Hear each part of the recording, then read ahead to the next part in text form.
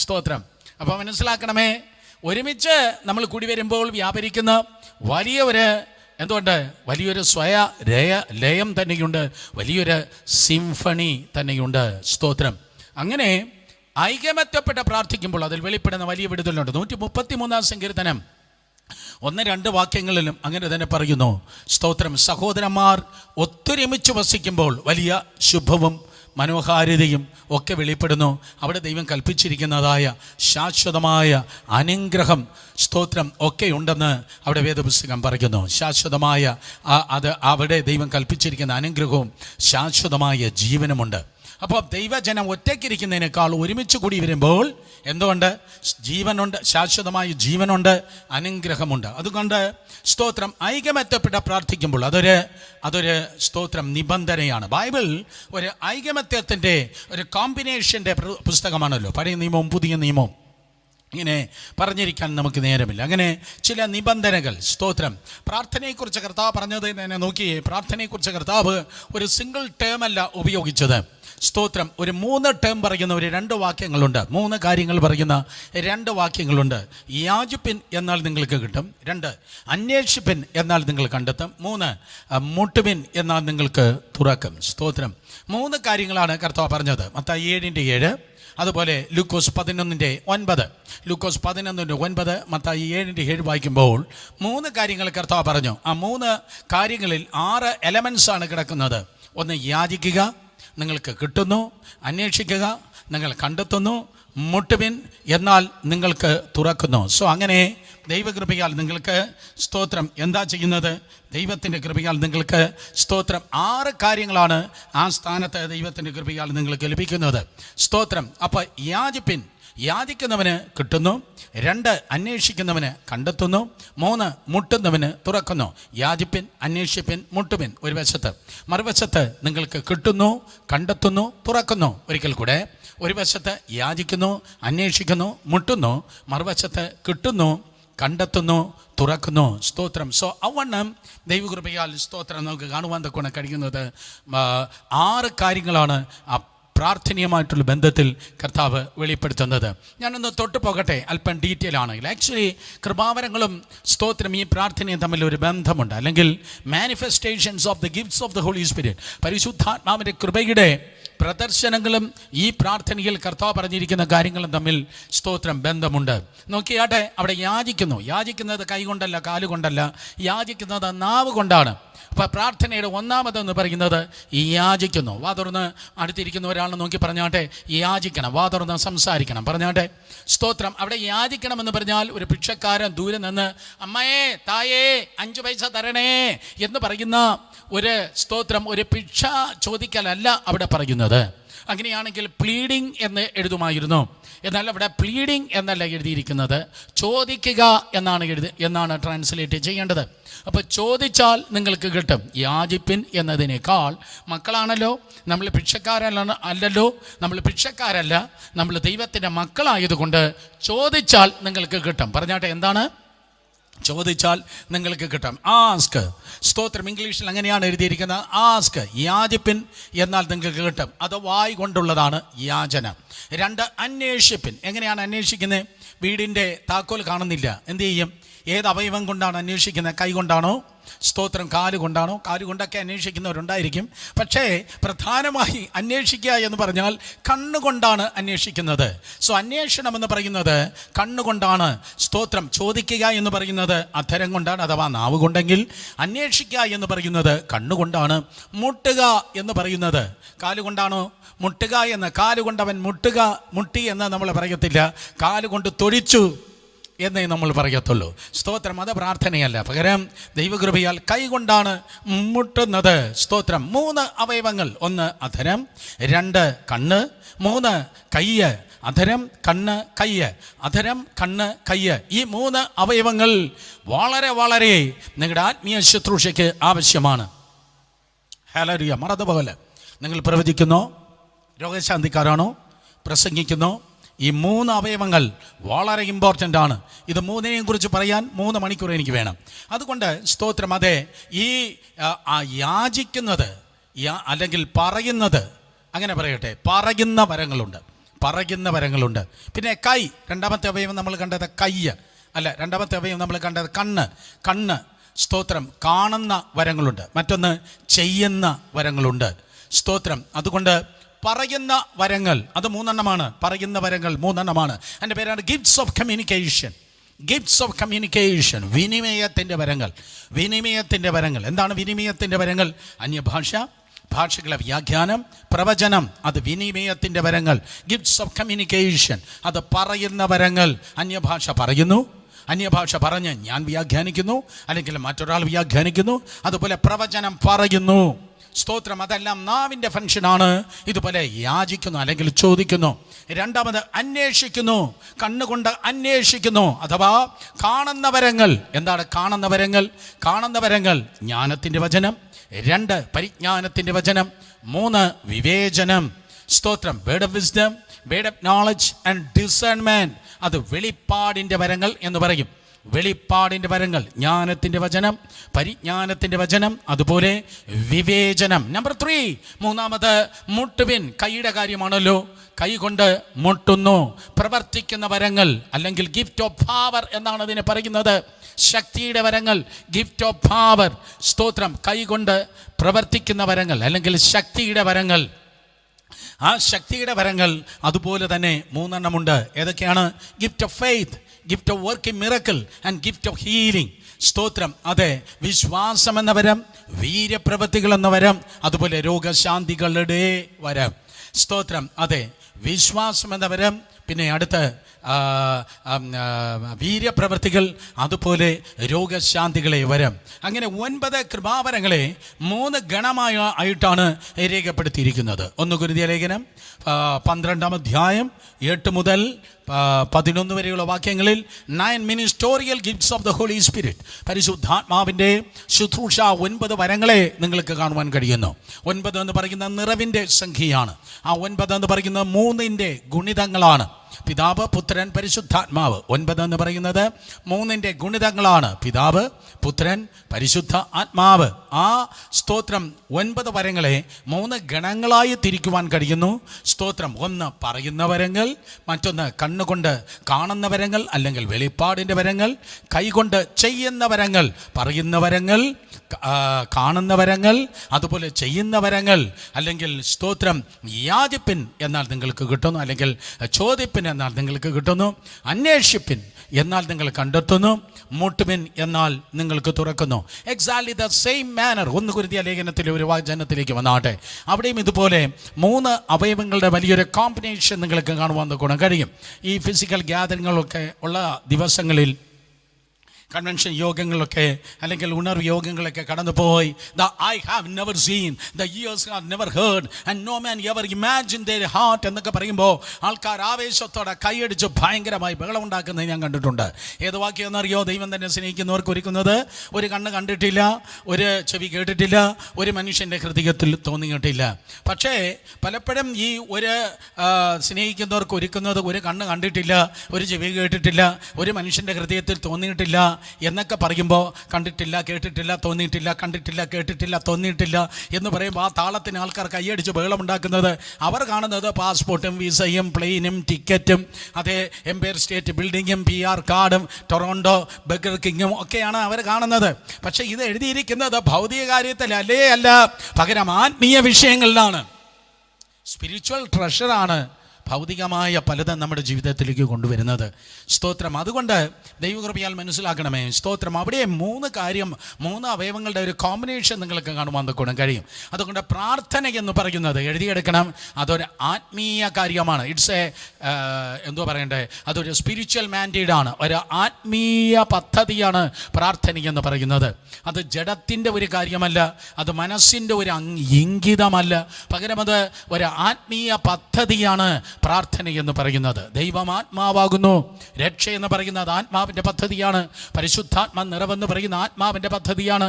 ദൈവത്തിൻ്റെ വിളിയും നിയോഗം എന്നൊക്കെ പറയുന്ന ആത്മാവിൻ്റെ പദ്ധതി എന്ന് പറയുന്നത് പോലെ നമ്മൾ ജഡത്തിൽ വസിക്കുമ്പോൾ നമ്മൾ ഇതൊക്കെ അനുഭവിക്കുന്നു, ചെയ്യുന്നു എങ്കിലും അതെല്ലാം ആത്മാവിൻ്റെ പദ്ധതിയായിരിക്കുന്നത് പോലെ പ്രാർത്ഥന ഒരു ചെറിയ കാര്യമല്ല, പ്രാർത്ഥന ഒരു ആത്മീയ പദ്ധതിയാണ്.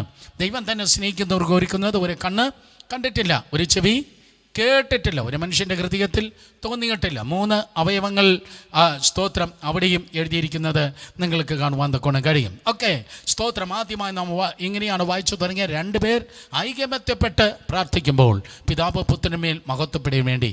സോ ആ വാക്യത്തിന് ആരംഭത്തിൽ തന്നെ നമുക്കൊരു നിബന്ധന കാണുവാൻ തക്കോണം കഴിയും. നിബന്ധന. എല്ലാ കവനൻസിലും ഒരു കണ്ടീഷനുണ്ട്. വേദപുസ്തകത്തിലെ ബന്ധങ്ങളിലെല്ലാം ഒരു പ്രത്യേക നിബന്ധനകൾ ഉണ്ട്. സ്തോത്രം. എല്ലാ ബന്ധങ്ങളിലും, ആത്മീയ ബന്ധത്തിൽ, ദൈവവും നമ്മളുമായിട്ടുള്ള ബന്ധത്തിൽ എന്തുണ്ട്? നിബന്ധനകൾ ഉണ്ട്, ഒരു കണ്ടീഷൻ ഉണ്ട്. ഭൂമിയിലുള്ള സകല ബന്ധങ്ങളിലും എന്താണുള്ളത്?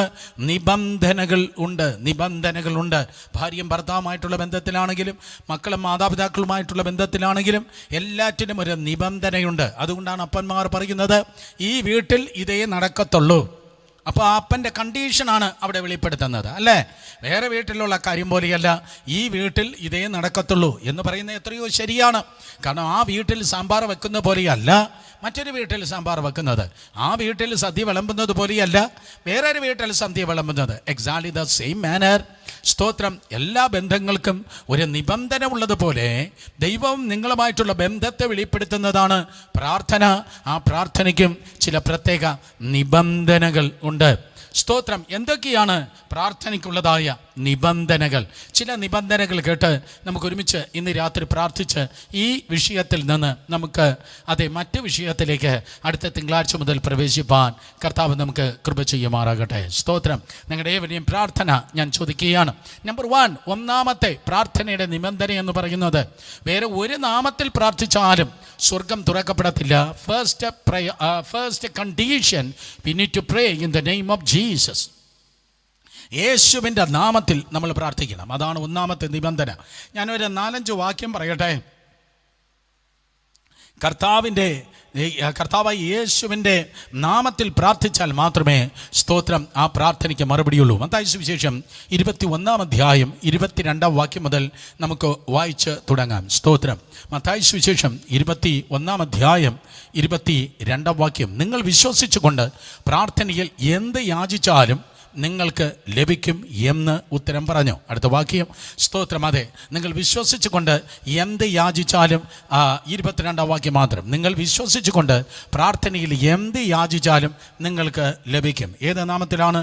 മർക്കോസ് 11:24 വന്നേ. മർക്കോസ് 11:24 വായിക്കുമ്പോൾ അവിടെ കർത്താവ് വീണ്ടും പറയുന്നു, അതുകൊണ്ട് നിങ്ങൾ പ്രാർത്ഥിക്കുമ്പോൾ യാചിക്കുന്നതൊക്കെയും ലഭിച്ചു എന്ന് വിശ്വസിപ്പിൻ, എന്നാൽ അത് നിങ്ങൾക്കുണ്ടാകും എന്ന് ഞാൻ നിങ്ങളോട് പറയുന്നു. അപ്പോൾ പ്രാർത്ഥിക്കുമ്പോൾ സ്തോത്രം അത് ലഭിക്കുന്നതൊക്കെയും എന്ന് വിശ്വസിച്ചുകൊണ്ട് നിങ്ങൾ പ്രാർത്ഥിക്കണം. എഗെയിൻ യോഹന്നാൻ സുവിശേഷം 14-ാം അധ്യായം 13-14 വാക്യങ്ങൾ. യോഹന്നാൻ സുവിശേഷം 14-ാം അധ്യായം അതിൻ്റെ 13-14 വാക്യങ്ങൾ. ഈ വാക്യമാണ് നിങ്ങൾ കുറിവാക്യമായ ആ പോയിന്റിൽ എഴുതേണ്ടത്. നിങ്ങൾ എൻ്റെ നാമത്തിൽ എന്ന് പറഞ്ഞാൽ യേശുവിൻ്റെ നാമത്തിൽ അപേക്ഷിക്കുന്നതൊക്കെയും പിതാവ് പുത്രൻ മഹത്വപ്പെടുന്നതിന് വേണ്ടി ഞാൻ ചെയ്തു തരും. അപ്പോൾ പ്രാർത്ഥന ഏത് നാമത്തിലാണ് ചെയ്യേണ്ടത്? യേശുവിൻ്റെ നാമത്തിലാണ് സ്തോത്രം പ്രാർത്ഥിക്കേണ്ടത്. വീണ്ടും യോഹന്നാൻ സുവിശേഷം തന്നെ മുന്നോട്ട് വായിക്കുമ്പോൾ 15:7, 16:24, 15:7 നോക്കിയേ. യോഹന്നാൻ സുവിശേഷം 15:7 വായിക്കുമ്പോൾ അവിടെ വേദപുസ്തകം പറയുന്നു, നിങ്ങൾ എന്നിലും എൻ്റെ വചനം നിങ്ങളിലും വസിച്ചാൽ നിങ്ങൾ ഇച്ഛിക്കുന്നത് എന്തെങ്കിലും അപേക്ഷിപ്പിൻ, അത് നിങ്ങൾക്ക് കിട്ടും. നിങ്ങൾ ഇച്ഛിക്കുന്നത് എന്തെങ്കിലും അപേക്ഷിപ്പിൻ, അത് നിങ്ങൾക്ക് കിട്ടും. നിങ്ങളൊന്ന് പ്രാർത്ഥിച്ചാൽ മതി, ഞാൻ തരാൻ റെഡിയായിരിക്കുന്നു. നിങ്ങളൊന്ന് ചോദിച്ചാൽ മതി, തരാൻ ഞാൻ റെഡിയായിരിക്കുന്നു. നിങ്ങൾ അന്വേഷിച്ചാൽ മതി, അത് കണ്ടെത്തുവാൻ അത് റെഡിയായിരിക്കുന്നു. നിങ്ങളൊന്ന് മുട്ടിയാൽ മതി, അത് തുറന്ന് നിങ്ങളിലേക്ക് വരുവാൻ അത് റെഡിയായിരിക്കുന്നു. സ്തോത്രം. അപ്പോൾ എത്ര വ്യക്തമായിട്ടാണ് കർത്താവ് ഈ കാര്യം പറയുന്നത് നോക്ക്. അതുകൊണ്ട് കർത്താവ് പറയുകയാണ്, സ്തോത്രം, എങ്ങനെയെങ്കിലും ഒന്ന് പ്രാർത്ഥിച്ച് തന്നാൽ മതി, പ്രാർത്ഥിച്ചാൽ മതി. സ്തോത്രം. യോഹന്നാൻ 16:24 നിങ്ങൾ വായിക്കുമ്പോൾ അതേപോലെ പ്രാർത്ഥനയുടെ ഒരു വലിയ ആഹ്വാനം കർത്താവ് ഈ വാക്യങ്ങൾ എന്നതുപോലെ വീണ്ടും വീണ്ടും പറയുകയാണ്. യോഹന്നാൻ 16:24, ഇന്ന് വരെ നിങ്ങൾ എൻ്റെ നാമത്തിൽ ഒന്നും അപേക്ഷിച്ചിട്ടില്ല, എന്നാൽ അപേക്ഷിപ്പിൻ, എന്നാൽ നിങ്ങളുടെ സന്തോഷം പൂർണ്ണമാകും വണ്ണം നിങ്ങൾക്ക് ലഭിക്കും. ഒരിക്കൽ കൂടെ, ഇന്ന് വരെ എൻ്റെ നാമത്തിൽ ഒന്നും അപേക്ഷിച്ചിട്ടില്ല, അപേക്ഷിപ്പിൻ, എന്നാൽ നിങ്ങളുടെ സന്തോഷം പൂർണ്ണമാകും വണ്ണം നിങ്ങൾക്ക് ലഭിക്കും. യേശുവിൻ്റെ നാമത്തിൽ ദൈവത്തിൻ്റെ സന്നിധിയിൽ ചോദിക്കുമ്പോൾ, വിശ്വസിച്ചുകൊണ്ട് ചോദിക്കുമ്പോൾ, കർത്താവിൻ്റെ കൃപയാൽ തരുമെന്ന് ദൈവമായ കർത്താവ് വീണ്ടും വീണ്ടും വീണ്ടും ആവർത്തിക്കുകയാണ്. സ്തോത്രം. അതെ, അങ്ങനെ കർത്താവ് ദൈവത്തിൻ്റെ കൃപയാൽ നിങ്ങളുടെ പ്രാർത്ഥനയ്ക്ക് മറുപടി തരുവാൻ ഒരുങ്ങിയിരിക്കുന്നു. സദൃശവാക്യത്തിൽ ഒരു വാക്യത്തിലേക്ക് കടന്നു വന്നാട്ടെ. സ്തോത്രം. സദൃശവാക്യം 15-ാം അധ്യായം അതിൻ്റെ 8-ാം വാക്യം 29-ാം വാക്യം. സദൃശവാക്യം 15 അതിൻ്റെ 8-ാം വാക്യം, അതുപോലെ സ്തോത്രം 29-ാം വാക്യം. സദൃശവാക്യം 15:8 2-ാം ഭാഗം, നേരുള്ളവരുടെ പ്രാർത്ഥനയോ അവന് പ്രസാദം. നേരുള്ളവരുടെ പ്രാർത്ഥന ദൈവത്തിന് പ്രസാദം. സ്തോത്രം. അടുത്തിരിക്കുന്നവർ നോക്കി പറഞ്ഞേ, നിങ്ങളുടെ പ്രാർത്ഥന ദൈവത്തിന് പ്രസാദമാണ്. പറഞ്ഞാട്ടെ, നിങ്ങളുടെ പ്രാർത്ഥന ദൈവത്തിന് പ്രസാദമാണ്. നിങ്ങളുടെ പ്രാർത്ഥനയിൽ രക്ഷിക്കപ്പെട്ട ദൈവമക്കളെ, കർത്താവിൻ്റെ മക്കളെ, നിങ്ങളുടെ പ്രാർത്ഥനയിൽ ദൈവം പ്രസാദിക്കുന്നു എന്ന് 29-ാം വാക്യം വായിക്കുമ്പോൾ, സദൃശവാക്യം 15:29 വായിക്കുമ്പോൾ അവിടെ വേദപുസ്തകം പറയുന്നു, നീതിമാന്മാരുടെ പ്രാർത്ഥനയോ അവൻ കേൾക്കുന്നു. ഇന്ന് രാത്രി നീതിമാന്മാരുടെ പ്രാർത്ഥനയോ ദൈവം കേൾക്കുന്നു. നീതിമാന്മാരുടെ പ്രാർത്ഥന ദൈവം കേൾക്കുന്നു. അതിനനുബന്ധമായി മറ്റൊരു വാക്യം കൂടെ 65-ാം സങ്കീർത്തനം അതിൻ്റെ 2-ാം വാക്യം വായിക്കുമ്പോൾ എല്ലാവർക്കും കാണാതെ അറിയാം.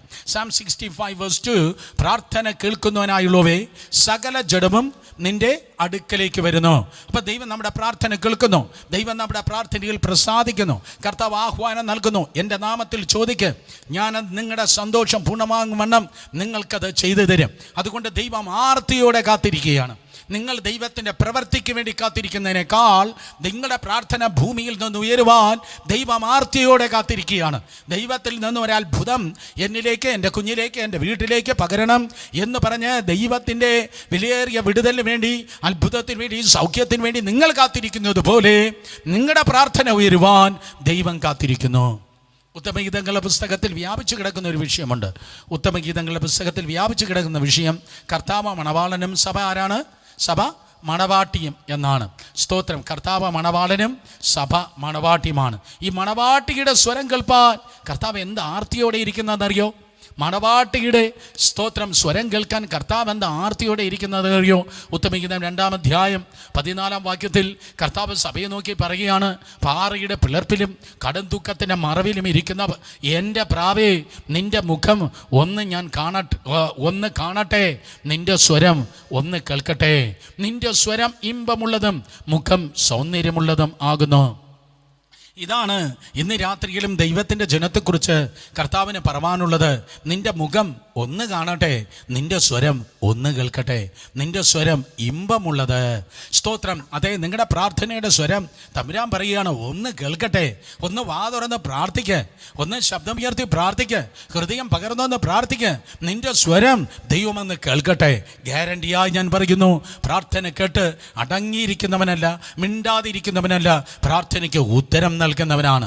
എത്രയെത്ര വാക്യങ്ങളിലാണ് സ്തോത്ര കർത്താവ് പറഞ്ഞത്, എൻ്റെ നാമത്തിൽ ചോദിക്ക്, അതെ നിങ്ങളുടെ സന്തോഷം പൂർണ്ണമാകും വണ്ണം ഞാൻ നിങ്ങൾക്കത് ചെയ്യും. സോ കണ്ടീഷൻ അമ്മ മറിയത്തിൻ്റെ നാമത്തിലോ വേറെ ഏതെങ്കിലും വിശുദ്ധന്മാരുടെ നാമത്തിലോ മറ്റേതെങ്കിലും കുടുംബത്തിൻ്റെ നാമത്തിലോ അല്ല നമ്മൾ പ്രാർത്ഥിക്കുന്നത്.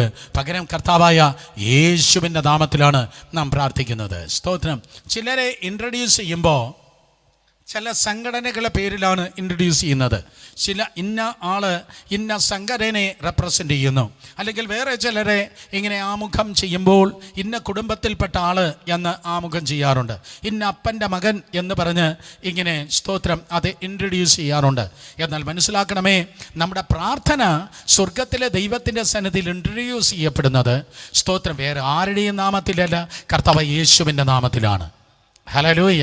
നമ്മുടെയൊക്കെ വീട് വേറെ ചിലരുടെ പേരൊക്കെ പറഞ്ഞാൽ, അപ്പുറത്തെ ഇന്ന ആളിൻ്റെ ഇന്ന അങ്കിളിൻ്റെ മോനെന്നൊക്കെ പറഞ്ഞാൽ നമ്മുടെ വീടൊക്കെ അവർക്ക് വേണ്ടി ചിലപ്പോൾ തുറക്കുമായിരിക്കും. പക്ഷെ സ്വർഗത്തിൻ്റെ ഖജനാവ് തുറക്കണമെങ്കിൽ പല താക്കോലില്ല. സ്വർഗത്തിൻ്റെ ഖജനാവ് തുറക്കണമെങ്കിൽ ഒരൊറ്റ താക്കോലുള്ളൂ. യേശു എന്ന നാമത്തിൽ മാത്രമേ ദൈവത്തിൻ്റെ സന്നിധിയിൽ നമ്മുടെ പ്രാർത്ഥനയ്ക്ക് മറുപടിയുള്ളൂ. അതുകൊണ്ട് യേശുവിൻ്റെ നാമത്തിൽ തന്നെ നമുക്ക് ദൈവത്തിൻ്റെ സന്നിധിയിൽ പ്രാർത്ഥിക്കാം. പ്രാർത്ഥനയ്ക്ക് ഒരു നിർവചനമുണ്ട്. ആ പ്രാർത്ഥനയുടെ നിർവചനം ഇതാണ്: പിതാവായ ദൈവത്തോട് കർത്താവ് യേശു ക്രിസ്തുവിൻ്റെ നാമത്തിൽ പരിശുദ്ധാത്മാവിൽ കഴിക്കുന്നതാണ് പ്രാർത്ഥന. ഒരിക്കൽ കൂടെ നിങ്ങൾ കേട്ടോ. പിതാവായ ദൈവത്തോട് കർത്താവ് യേശു ക്രിസ്തുവിൻ നാമത്തിൽ പരിശുദ്ധാത്മാവിൽ അപേക്ഷിക്കുന്നത് അല്ലെങ്കിൽ കഴിക്കുന്നതാണ് പ്രാർത്ഥന എന്ന്. പിതാവായ ദൈവത്തിൻ്റെ സന്നിധിയിലാണ് പ്രാർത്ഥന പൊങ്ങുന്നത്. ഏത് നാമത്തിൽ? കർത്താവായ യേശു ക്രിസ്തുവിൻ്റെ നാമത്തിൽ. യേശുവിന് പല നാമങ്ങളുണ്ട്. ഉദാഹരണമായി യെശയ്യാപ്രവചനം 9:6 വായിക്കുമ്പോൾ അവൻ അത്ഭുതവാൻ, ആലോചനയിൽ കർത്താവ്, വീരനാം ദൈവം, നിത്യപിതാവ്, സമാധാന പ്രഭു എന്ന് 5 നാമങ്ങൾ ഇംഗ്ലീഷിൽ എഴുതിയിരിക്കുന്നു. മലയാളത്തിൽ 4 നാമങ്ങളാണ്. സ്തോത്രം. ഇംഗ്ലീഷിൽ 5 നാമങ്ങളാണ്. യെശയ്യാ 9:6.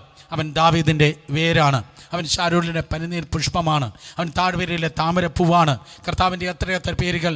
അവൻ സ്തോത്രം ദൈവത്തിൻ്റെ കുഞ്ഞാടാണ്, യഹൂദ ഗോത്രത്തിലെ സിംഹമാണ്, അവൻ എൻ്റെ ആൽഫയാണ്, അവൻ എൻ്റെ ഒമേഗയാണ്. എന്നാൽ ഈ സകല നാമങ്ങളെ എല്ലാം കൂടെ ഒരുമിച്ച് ചേർത്ത് മാലാഖ വന്ന് ഇപ്രകാരമാണ് പറഞ്ഞത്, ദൂതൻ വന്ന് ഇങ്ങനെയാണ് പറഞ്ഞത്, അവന് യേശുവ, സ്തോത്രം, അഥവാ യേശു എന്നവന് പേരിടണം.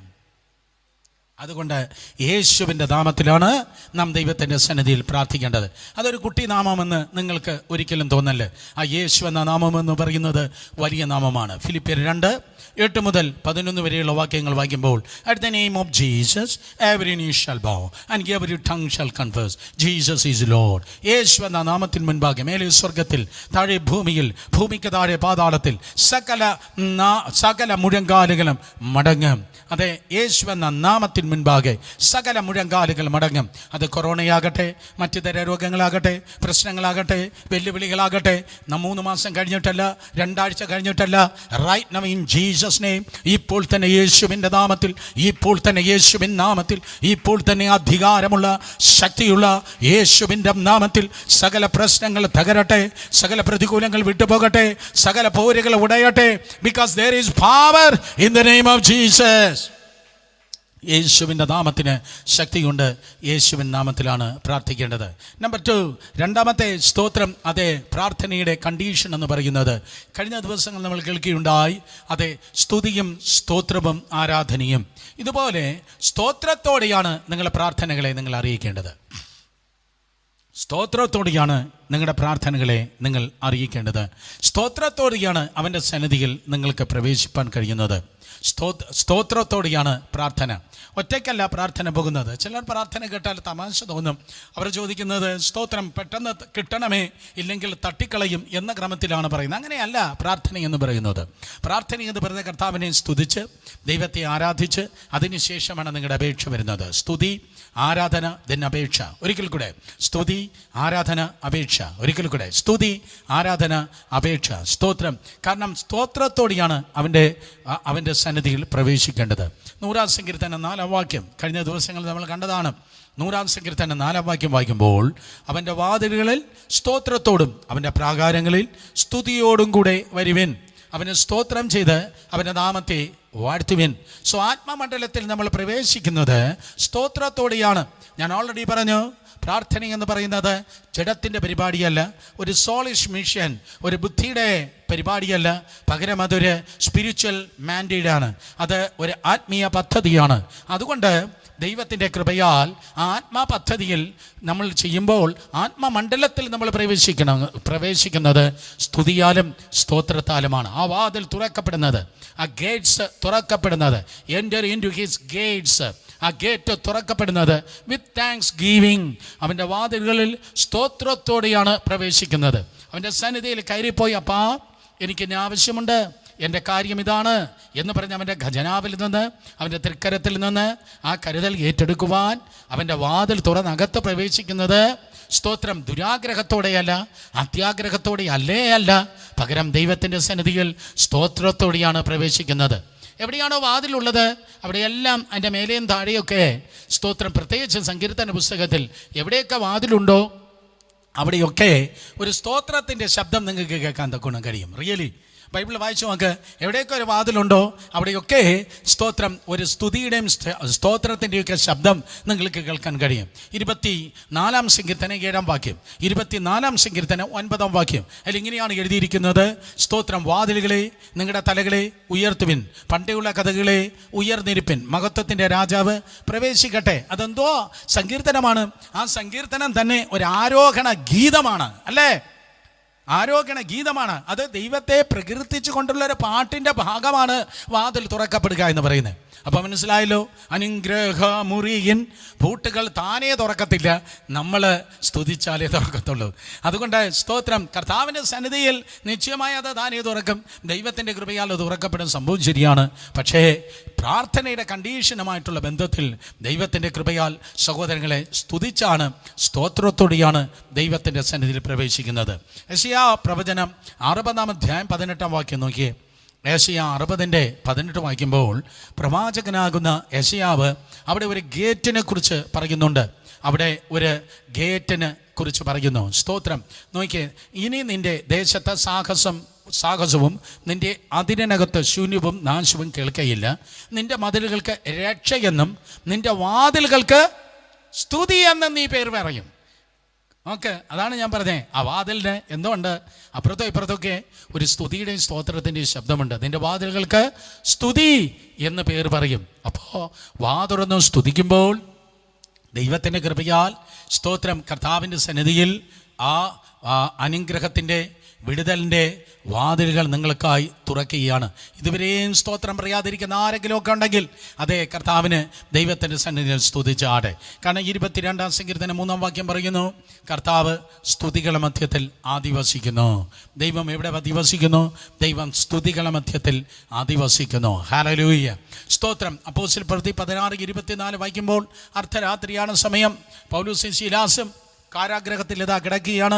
അവിടെ കയ്യും കാലും ആമത്തിലിട്ട് പൂട്ടിയിരിക്കുന്നു, വിവസ്ത്രരാണ്.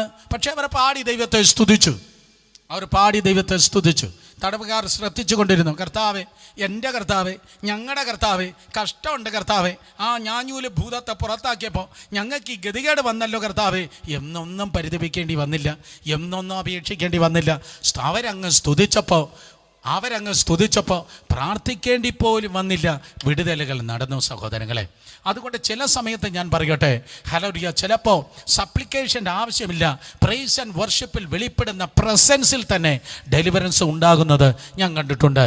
അതുകൊണ്ട് പ്രാർത്ഥനീയമായ ബന്ധത്തിൽ നിങ്ങൾക്കൊരിക്കലും സ്തുതിയെ മാറ്റി നിർത്തുവാൻ കഴിയത്തില്ല. പ്രാർത്ഥനീയമായ ബന്ധത്തിൽ നിങ്ങൾ ദൈവത്തെ സ്തുതിച്ചേ പറ്റത്തുള്ളൂ. ദാനിയേൽ 6:10 ദാനിയേലിൻ്റെ പ്രാർത്ഥനയെക്കുറിച്ച് ഇന്നലെ നമ്മൾ കേൾക്കുകയുണ്ടായി. ദാനിയേൽ പ്രാർത്ഥിച്ച് സ്തോത്രം ചെയ്തു. 6:10 കർത്താവേ, എൻ്റെ പ്രാർത്ഥനകൾ കേട്ടതിനായി സ്തോത്രം. കഴിഞ്ഞ ആഴ്ച ഞാൻ ഉപവസിച്ചു, കഴിഞ്ഞ മാസങ്ങൾ ഞാൻ ഉപവസിച്ചു, കഴിഞ്ഞ വർഷങ്ങൾ ഞാൻ പ്രാർത്ഥിച്ചു. ആ പ്രാർത്ഥനകൾ അങ്ങയുടെ സന്നിധിയിൽ നിൽക്കുന്ന കൃപയ്ക്കായി സ്തോത്രം. ഇതാണ്ട് കാലവർഷം വന്നു. തിരുവനന്തപുരത്ത് നിന്ന് ഏറ്റവും കുറഞ്ഞ 3 പ്രാവശ്യം മഴ ചാറിയെന്ന് എനിക്ക് തോന്നുന്നത്. അന്തരീക്ഷത്തിൽ മഴ ഇങ്ങനെ കെട്ടി നിൽക്കുക, അന്തരീക്ഷത്തിൽ ഇങ്ങനെ മേഘം ഇങ്ങനെ കറുത്ത മേഘം നിൽക്കുകയാണ്. അതേ പെയ്ത് ഒഴിവാൻ കൊതിച്ച് മേഘം ഇങ്ങനെ നിൽക്കുകയാണ്. മറുപടി തരുവാൻ നിങ്ങളുടെ പ്രാർത്ഥന ഇങ്ങനെ കൊതിച്ച് ദൈവത്തിൻ്റെ സന്നിധിയിൽ നിൽക്കുകയാണ്. നിങ്ങളുടെ പ്രാർത്ഥന ദൈവത്തിൻ്റെ സന്നിധിയിൽ മറുപടി അനുഗ്രഹമാരി നിങ്ങളുടെ മേൽ ചൊരിവാൻ, നിങ്ങളുടെ മക്കളുടെ മേൽ, നിങ്ങളുടെ ഭാവിയുടെ മേൽ ചൊരിവാൻ അതിങ്ങനെ സ്തോത്രം, അതിങ്ങനെ കൊതിച്ച് നിൽക്കുന്ന മേഘങ്ങൾ ഞാൻ നിങ്ങൾ നോക്കി. ദൈവത്തിൻ്റെ ആത്മാവിൽ പറയട്ടെ, കൊതിച്ച് നിൽക്കുകയാണ്. അതിൻ്റെ മറുപടിയുമായി ദൈവത്തെ സ്തുതിച്ചാട്ടെ. ഹല്ലേലൂയ, കർത്താവേ, ആ മഴ അവിടുന്ന് പെയ്യിപ്പിക്കുന്നതിനായി സ്തോത്രം, മറുപടിക്കായി സ്തോത്രം. കർത്താവ് നമ്മെ സഹായിക്കട്ടെ. യേശുവിൻ്റെ നാമത്തിൽ പ്രാർത്ഥിക്കുന്നു. അതേ സ്തോത്രം, നമ്മൾ സ്തോത്രത്തോടെ പ്രാർത്ഥിക്കുന്നു. നമ്പർ 3, മൂന്നാമത്, കുറ്റബോധമില്ലാതെ ധൈര്യത്തോടെ പ്രാർത്ഥിക്കുന്നു. ധൈര്യത്തോടെ എല്ലാവരും പറഞ്ഞാട്ട് എങ്ങനെയാണ്? ധൈര്യത്തോടെ അല്ല, എന്നാൽ തലയിലൂടെ മുണ്ടുമിട്ട് സ്തോത്രം നാണം കുടുങ്ങി എന്തോ സങ്കോചത്തോടെ, എന്തോ അപകർഷതാബോധത്തോടെ, എന്തോ കുറവുള്ളതുപോലെയല്ല നിങ്ങൾ പ്രാർത്ഥിക്കേണ്ടത്. പകരം ധൈര്യത്തോടെയാണ് നിങ്ങൾ പ്രാർത്ഥിക്കേണ്ടത്. എബ്രായർ 4:16 അങ്ങനെ പറയുന്നു. എബ്രായർ 4:16 അതുകൊണ്ട് കരുണ ലഭിപ്പാനും തത്സമയത്തെ സഹായത്തിനുള്ള കൃപ പ്രാപിപ്പാനുമായി എങ്ങനെയാണ് കൃപാസനത്തിലേക്ക് അടുത്ത് വരേണ്ടത്? ധൈര്യത്തോടെ കൃപാസനത്തിലേക്ക് അടുത്ത് വരിക. ശബ്ദം ഉയർത്തി പറഞ്ഞ് എങ്ങനെയാണ് വരേണ്ടത്? ധൈര്യത്തോടെ അടുത്ത് വരിക. ചില ആൾക്കാരെ നോക്കുമ്പോൾ ധൈര്യത്തോടെ അല്ല അവർ ആരാധിക്കുന്നത്, അവർ പ്രാർത്ഥിക്കുന്നത്. അവിടെ പലരുടെയും തല കുനിഞ്ഞ് നിൽക്കുകയാണ്. വലിയ വിവേചനമൊന്നും പലപ്പോഴും ചില ചർച്ചസിൽ പോകുമ്പോൾ നിങ്ങൾക്ക് വിശ്വാസികളെ നിലവാരം മനസ്സിലാക്കുവാൻ ആവശ്യമില്ല. ചിലരുടെ സ്തോത്രം തല കുനിഞ്ഞായിരിക്കാം, ചിലരുടെ നിൽപ്പും ഭാവവും തന്നാൽ തന്നെ അറിയാം ഏതാണ്ട് കുറ്റകൃത്യമുള്ള വ്യക്തിയാണ്, തൂക്കിക്കൊല്ലാൻ വിധിക്കപ്പെട്ടവനെയാണ് ഇവിടെ കൊണ്ടുവന്ന് ആരാധിക്കാനായി നിർത്തിയിരിക്കുന്നവനെന്ന്. അങ്ങനെ സങ്കോചത്തോടെ അകന്ന് മാറി നിൽക്കുന്ന, അയ്യോ ഇത് കേൾക്കുന്നുണ്ടോ, കർത്താവിനെ അംഗീകരിക്കുന്നുണ്ടോ, കർത്താവ് ഇത് അറിയുന്നുണ്ടോ, കർത്താവിനെ സ്വീകരിക്കുന്നുണ്ടോ, കർത്താവിനെ എന്നെ അംഗീകരിച്ചിട്ടുണ്ടോ, കർത്താവ് എൻ്റെ പ്രാർത്ഥന കർത്താവിന് ഇഷ്ടമാണോ, കർത്താവ് എൻ്റെ പ്രാർത്ഥന ദൈവത്തിന് പിടിക്കുന്നുണ്ടോ, പിടിപ്പുകേടില്ലാത്ത എന്തേലുമൊക്കെ എൻ്റെ കയ്യിലിരിപ്പായി വന്നിട്ടുണ്ടോ എന്നൊക്കെ പറഞ്ഞ് ഒരു വല്ലാത്ത ചൊറിച്ചിലോടെയല്ല, ഞാൻ എൻ്റെ തിരുവനന്തപുരം മലയാളത്തിലങ്ങ് തുറന്നു പറയുക, അങ്ങനെയല്ല നിങ്ങൾ പ്രാർത്ഥിക്കേണ്ടത്. പകരം തിരുവചനം പറയുന്നു, ധൈര്യത്തോടെയാണ് നിങ്ങൾ പ്രാർത്ഥിക്കേണ്ടത്. ധൈര്യത്തോടെ. കാരണം നിങ്ങൾ വീട്ടിൽ വേലക്കാരിയല്ല, നിങ്ങൾ കാർ കഴുകാൻ വന്ന പണിക്കാരനല്ല, നിങ്ങൾ ദൈവത്തിൻ്റെ മക്കളാണ്. അപ്പൻ്റെ വീട്ടിലേക്ക് കയറി ചെല്ലുമ്പോൾ, ഞാൻ പണ്ട് പ്രസംഗിച്ചിട്ടുണ്ട് വിമൻസ് സെൻറ്ററിൽ, അടിമയുണ്ട്, പുറത്ത് നിൽക്കുന്ന അടിമയുണ്ട്, പിന്നെ ആരുണ്ട്, ദാസീദാസന്മാരുണ്ട്, ബാല്യക്കാരുണ്ട്, സ്നേഹിതരുണ്ട്, അങ്ങനെ പല തട്ടിലുണ്ട്. പക്ഷേ ഇവരെല്ലാവരെയും തരണം ചെയ്ത് ഇവരെല്ലാവരും മാറി മാറി മാറി ഈ അടിമയെ മാറ്റി നിർത്തി, വേലക്കാരനെ മാറ്റി നിർത്തി, ദാസീദാസനെ മാറ്റി നിർത്തി, പിന്നെ ബാല്യക്കാരനെ മാറ്റി, പിന്നെ അവസാനം സ്നേഹിതനെ മാറ്റിയപ്പോൾ മടിയിലൊരു കുട്ടി ഇരിക്കുകയാണ്. അതാണ് നിങ്ങളുടെ പൊസിഷൻ. നിങ്ങൾ ദൈവത്തിൻ്റെ മക്കളാണെങ്കിൽ അപ്പൻ്റെ മടിയിലിരിക്കുന്ന ഒരു കുഞ്ഞിനെ പോലെ ദൈവം നിങ്ങളെ അംഗീകരിച്ചിരിക്കുകയാണ്. ദൈവം നിങ്ങളെ അംഗീകരിച്ചത് നിങ്ങളെ ക്ലീൻ ഷേവ് കണ്ടിട്ടല്ല.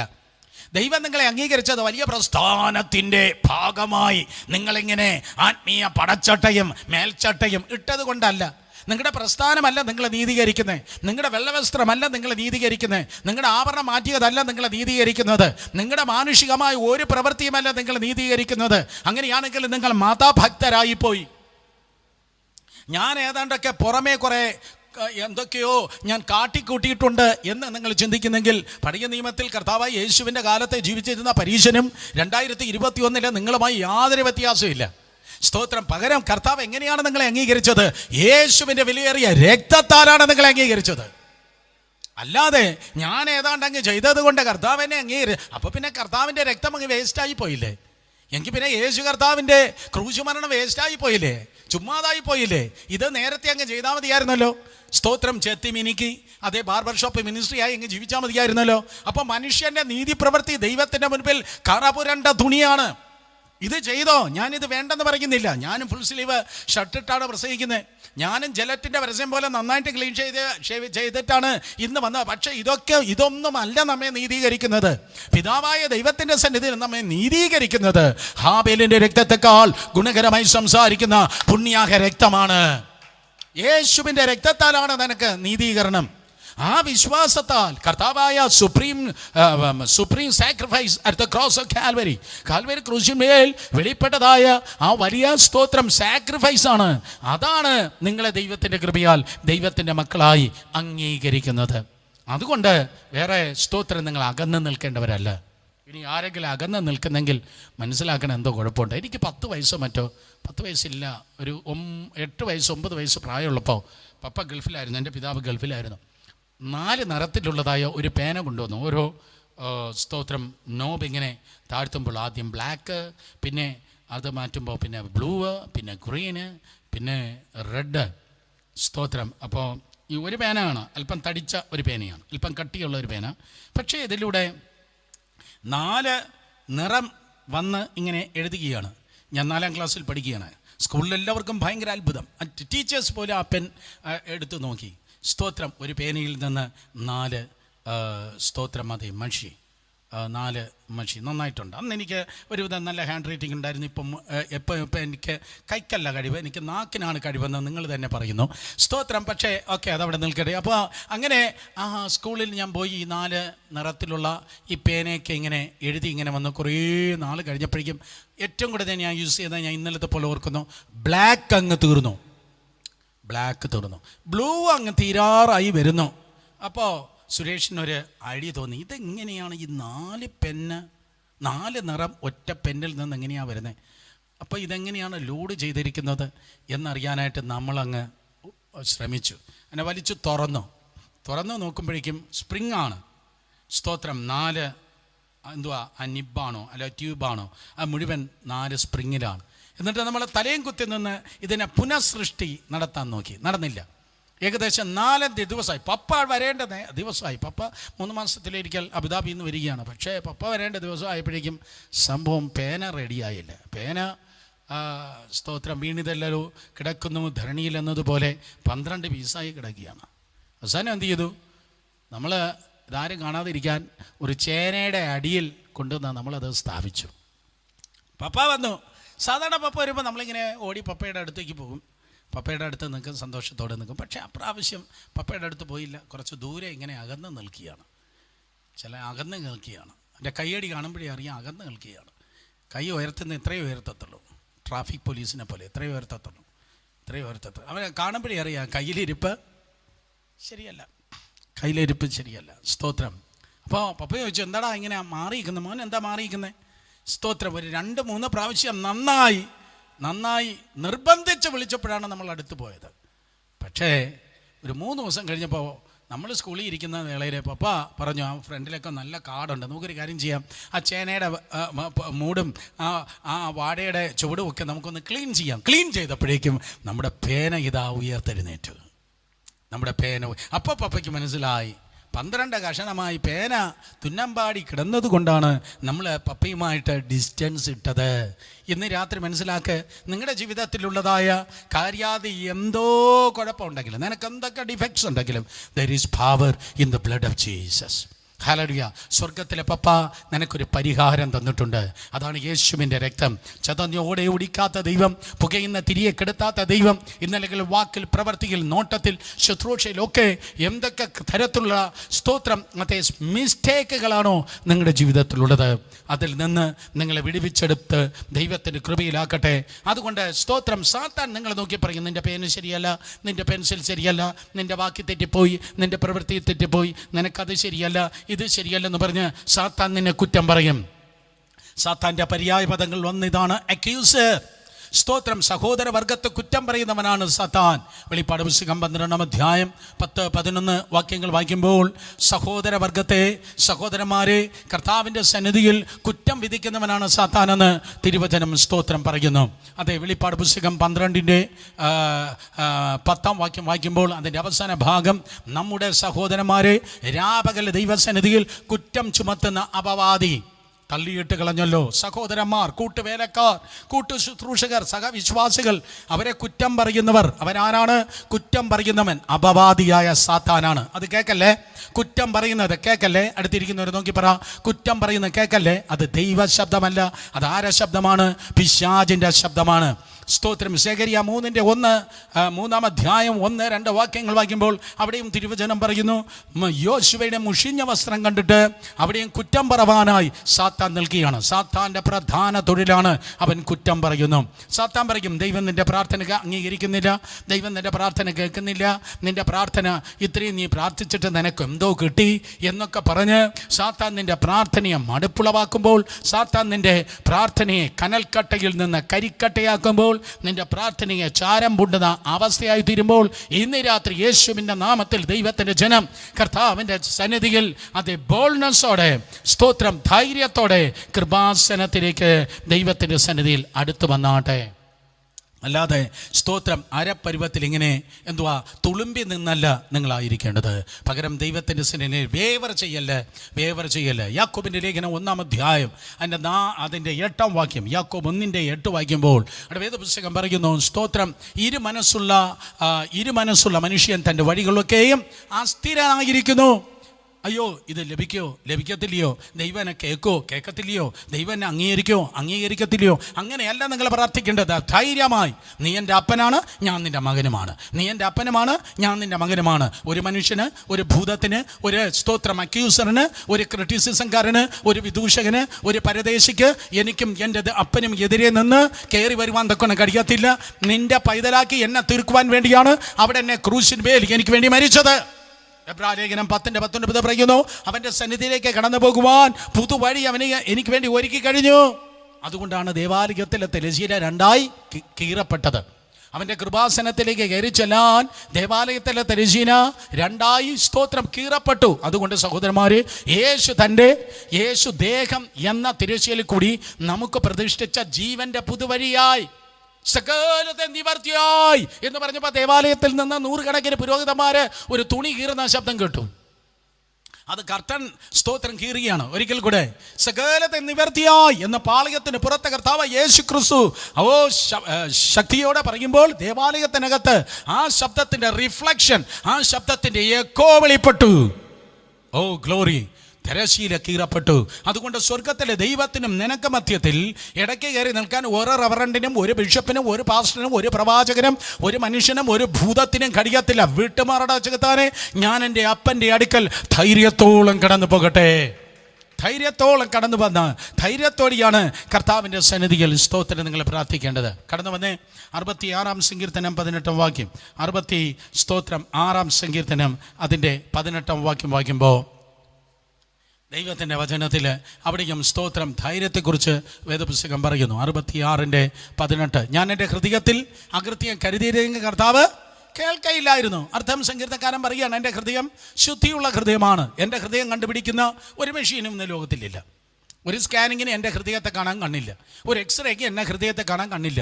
ഒരു ഡോക്ടറും എൻ്റെ ഹൃദയത്തെ കാണാൻ കണ്ണില്ല. പിന്നെയല്ലേ മനുഷ്യൻ്റെ കാര്യം, പിന്നെയല്ലേ വിശ്വാസികളുടെ കാര്യം, പിന്നെയല്ലേ പാസ്റ്റർമാരുടെ കാര്യം. എന്നാൽ എൻ്റെ ഹൃദയത്തെ കാണുന്ന ഒരുവനുണ്ട്. മനുഷ്യൻ മുഖത്തെ കാണുന്നു, ദൈവമോ ഹൃദയങ്ങളെ കാണുന്നു. 1 ശമൂവേൽ 16:7 സ്തോത്രം. ദൈവം ഹൃദയങ്ങളെ കാണുന്നു. അഗ്നി ജ്വാലയ്ക്കൊത്ത കണ്ണോടുകൂടിയവനായ ദൈവമാണ് കാണുന്നത്, അല്ലാതെ മനുഷ്യന് കാണാൻ പറ്റത്തില്ല. കാണാൻ കഴിയാത്ത മനുഷ്യനെ എന്നെ വിധിക്കാനും കഴിയത്തില്ല. നിങ്ങളെ വിധിക്കാൻ ഞാനാളല്ല, മറ്റൊരാളിനെ വിധിക്കാൻ എനിക്ക് കഴിയത്തില്ല. അവൻ്റെ ആറ്റിറ്റ്യൂഡ്, ഹാർട്ട്, അവൻ്റെ ഹൃദയത്തെ കാണാൻ ദൈവത്തിനെ അറിയത്തുള്ളൂ. അതുകൊണ്ടാണ് ഈ ന്യായവിധി ദൈവത്തിൻ്റെതെന്ന് പറയുന്നത്. ഓ വേണ്ട കിടക്കുന്നു. ഒരിക്കൽ കൂടെ, ന്യായവിധി ദൈവത്തിൻ്റെതാണ്. നമ്മളെ അതിൽ കയറി കൈവയ്ക്കല്ല്, അവസാനം നമ്മൾ മുറിവേൽക്കും. സ്തോത്രം. അതെ, ദൈവത്തിൻ്റെ മഹത്വത്തിനും കൈവയ്ക്കല്ല്. മഹത്വം ദൈവത്തിന് കൊടുത്തേക്കണം. മഹത്വം നമ്മളെടുത്താൽ നമ്മുടെ പരിപാടി തീരും. സ്തോത്രം. ന്യായവിധി നമ്മൾ തൊട്ടാൽ, നമ്മൾ വിധിക്കുന്ന വിധിയാൽ നമ്മളെയും വിധിക്കപ്പെടും. അതുകൊണ്ട് ഇതെല്ലാം അങ്ങ് വിട്ടേക്കണം. പകരം ദൈവത്തിൻ്റെ സന്നിധിയിൽ ധൈര്യത്തോടെ പോയി പ്രാർത്ഥിക്കണം. തല കുനിഞ്ഞല്ല, സങ്കോചത്തോടെയല്ല. ചേനയുടെ ചുവട്ടിൽ 4 നിറമുള്ളതായ അതെ ആ പേന കുഴിച്ചിട്ട ശേഷം, അല്ലെങ്കിൽ മാറ്റിയിട്ട ശേഷം സുരേഷ് ഇങ്ങനെ നഖം കടിച്ച് അബുദാബിയിൽ നിന്ന് വന്ന പപ്പയിൽ നിന്ന് ആ വാതിലിൻ്റെ ചുവട്ടിൽ മാറി നിന്ന് ആ കട്ടൻ്റെ മറവിൽ നിന്നതുപോലെയല്ല നിങ്ങൾ പ്രാർത്ഥിക്കേണ്ടത്. കട്ടൻ ചീന്തപ്പെട്ടു.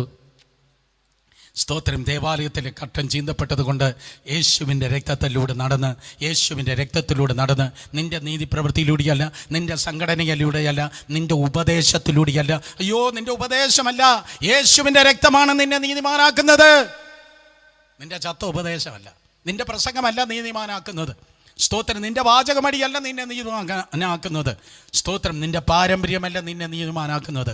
മഹത്വം കർത്താവിന് കൊടുത്തേ യേശുവിൻ്റെ രക്തമാണ് നിന്നെ നീതിമാനാക്കുന്നത്. അതുകൊണ്ട് കർത്താവിൻ്റെ സന്നിധിയിൽ സ്തോത്രം ധൈര്യത്തോടെ പ്രാർത്ഥിച്ചാട്.